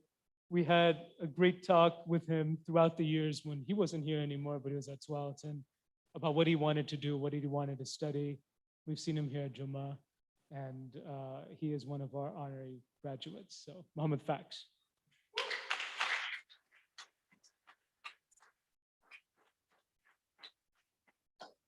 And lastly, we have Sama Bawani. We don't have a slide for her.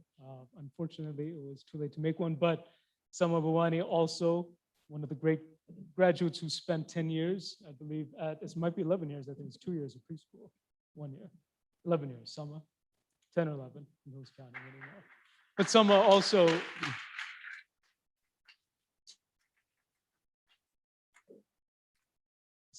reached out to us, very close to our graduates as well. And we'd like to recognize her as an honorary community graduate as well. But she didn't answer the survey.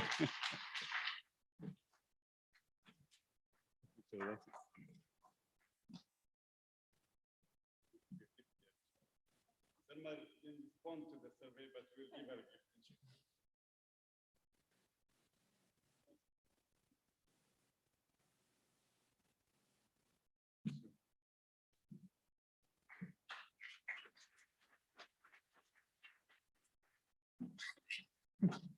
Salma is, Mustafa is an Egyptian American, Muhammad is a Syrian American, and Salma is a Latino Yemeni American. Salma is going to San Francisco, University of San Francisco, and she is in pre-law. May Allah bless you and reward you. Thanks, Teacher Jawad, inshallah. Without further delay, we want to recognize, the parents that believed in our high school, program. It takes really parents, it takes believing mothers and fathers to be with us. Some of them have been recognized, like brother Yasser and sister Rania have been recognized because Omar graduated from here. Omar, would you please stand up? All our alumni, would you please stand up? Ibrahim, Zainab, and Omar, and whoever is here from our alumni, can you please stand up? Omar just graduated from Cornell. May Allah bless him and reward him.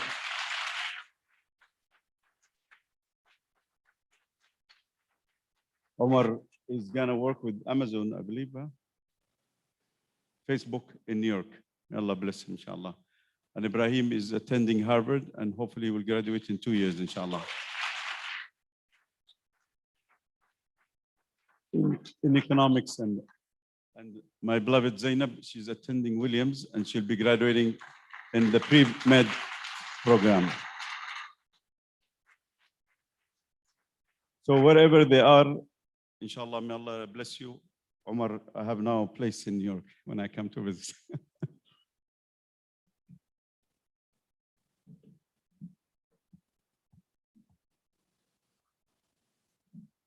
Our believing parents, would you mind, Yasser and Rania, since you got, we're not going to give you another one, but would you please join us, please? Yeah. We have our beloved Ansari family, Safiya, Ghazi, and Kamran. Would you please join us, please?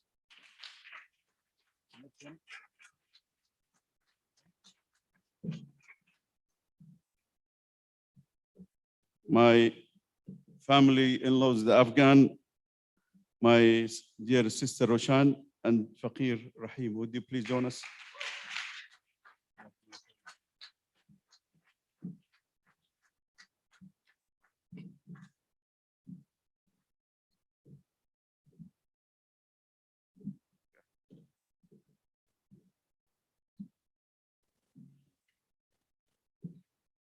Sadia Noor and brother Abdi Belay. Allah bless you.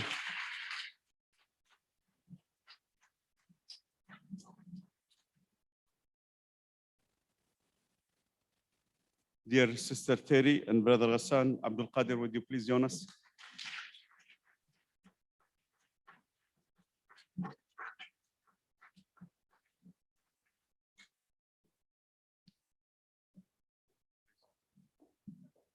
Yeah. Sister Tracy and Ghassan Abdul Qadir. And Sister Naima Ade, would you please join us?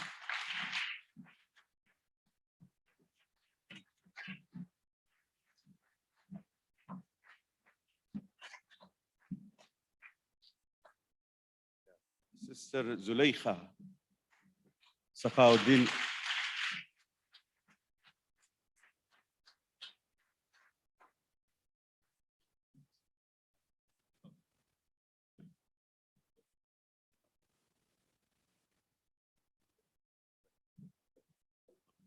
Parents, stay here so you can give hugs and take pictures with your children.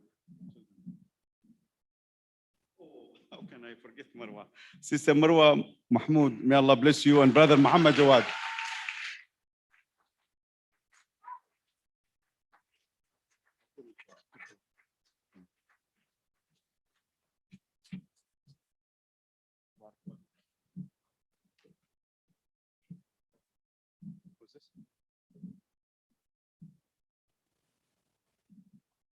Okay, Dr. Polo and Judge Kasupai, would you please join us here to give the word to the diplomas to the students? Yeah, all the seniors, if you line up, please. Muhammad Ghassan Abdul Qadir. Muhammad did. Muhammad, his thesis perfection in imperfect world. And he debated about the Al-Farabi. Here, this is and Al-Farabi and the great scholar or philosopher Plato, Rayyan Kamran Ansari.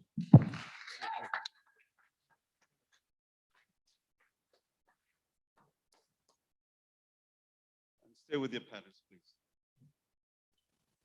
Yahya Abdo Bele.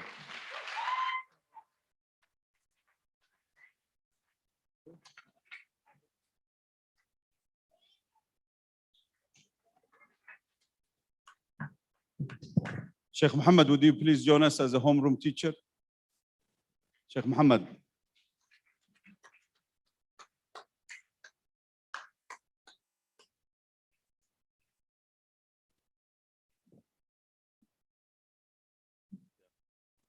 Where is it? Sheikh Muhammad and Sister Hanan, they received an award from us from the past because of Ibrahim and graduation. Hanan, can you join us please with Sheikh Muhammad, please?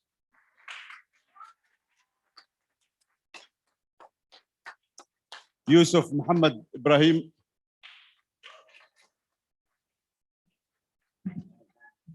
Mahmoud Muhammad Jawad.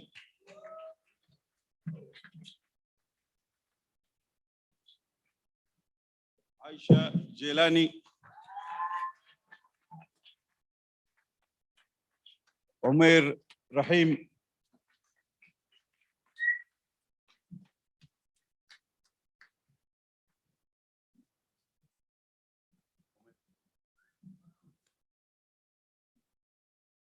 Mustafa Yasir Rashid.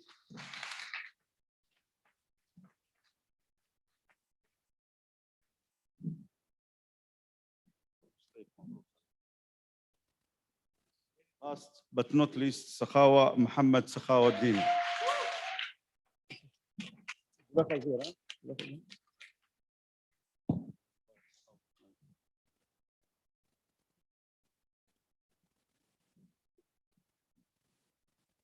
And Yahya got the third place in the Islamic Studies Fair. May Allah bless you, Yahya. This is a trophy for you.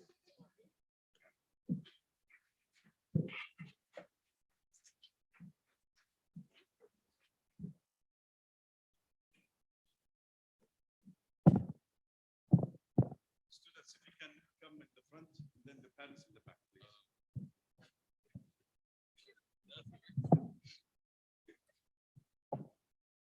Everybody look at Sister Teacher Maryam Vance. Look at the Maryam.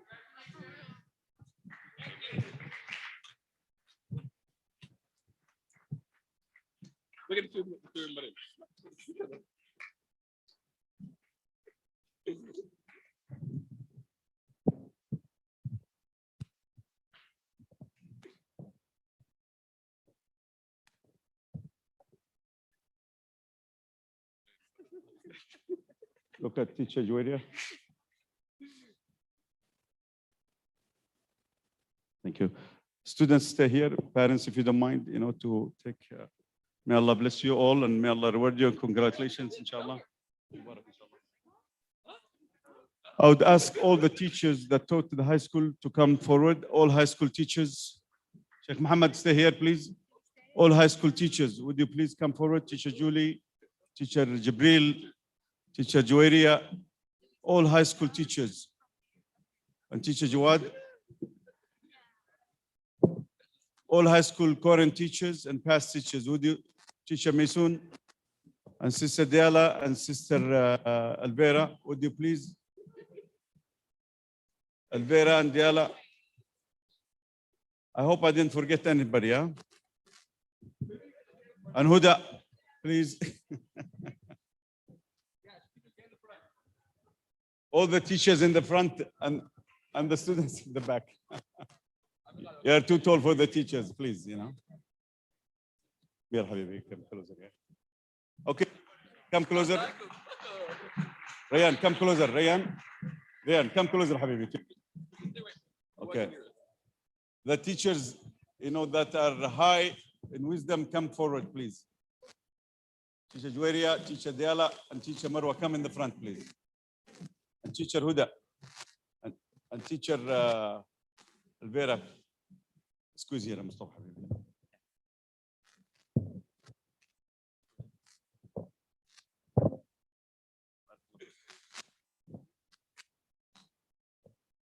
All teachers, look at teacher Miriam, please. Can you see all, Miriam?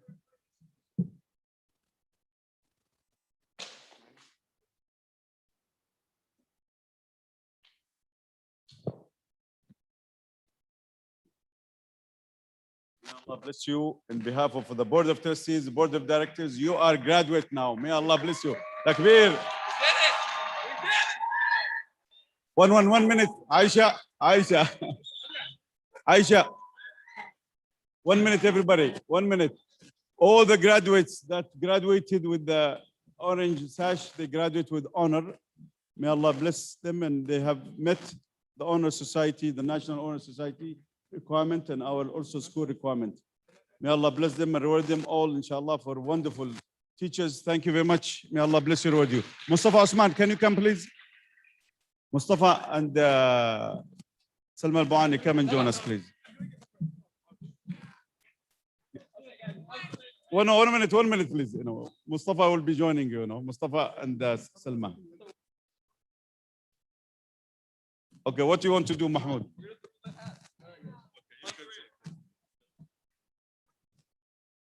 Okay, we'll do it on the count of 3. As long as you don't get my face in the picture, we'll be good, okay? All right. All right, everybody ready? On the count of 3. 1, 2, 3. Woo! Graduated. It's okay, we're a little...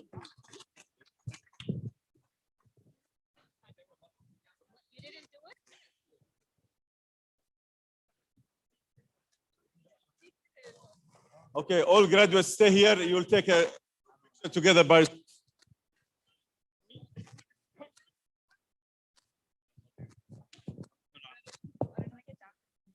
Okay. Thank you all. Thank you for coming.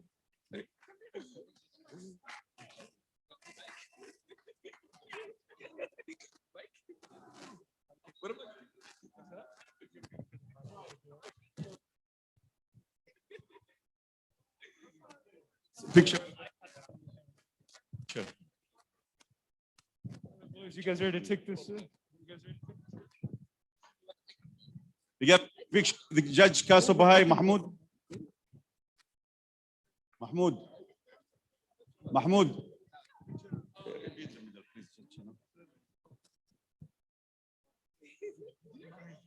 Salma, come here. Salma.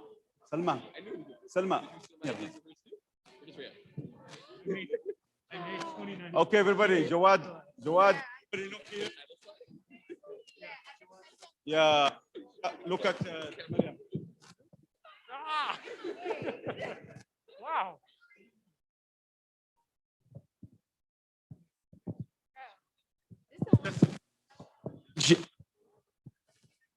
Picture, inshallah, with the.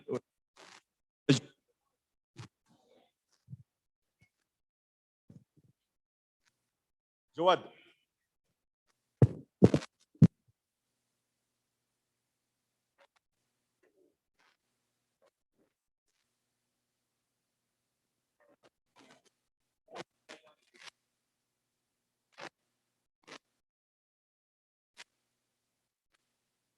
Salma.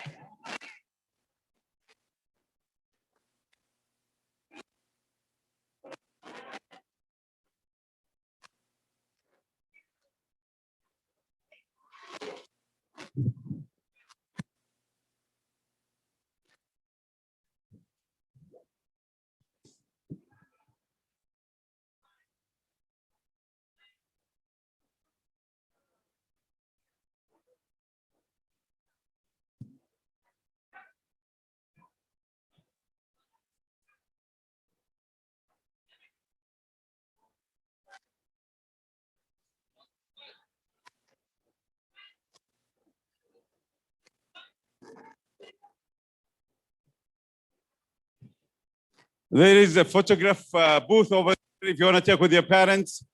Special photograph over there in the corner.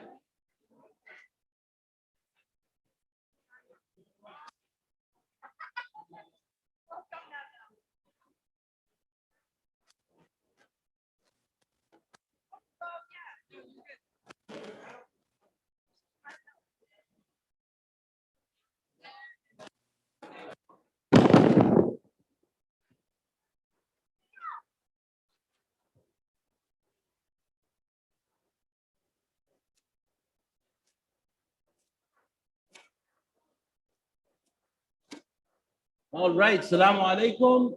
Thank you everyone for showing up. We're gonna go ahead and cut the feed. We wanted to thank you for joining us online and in person.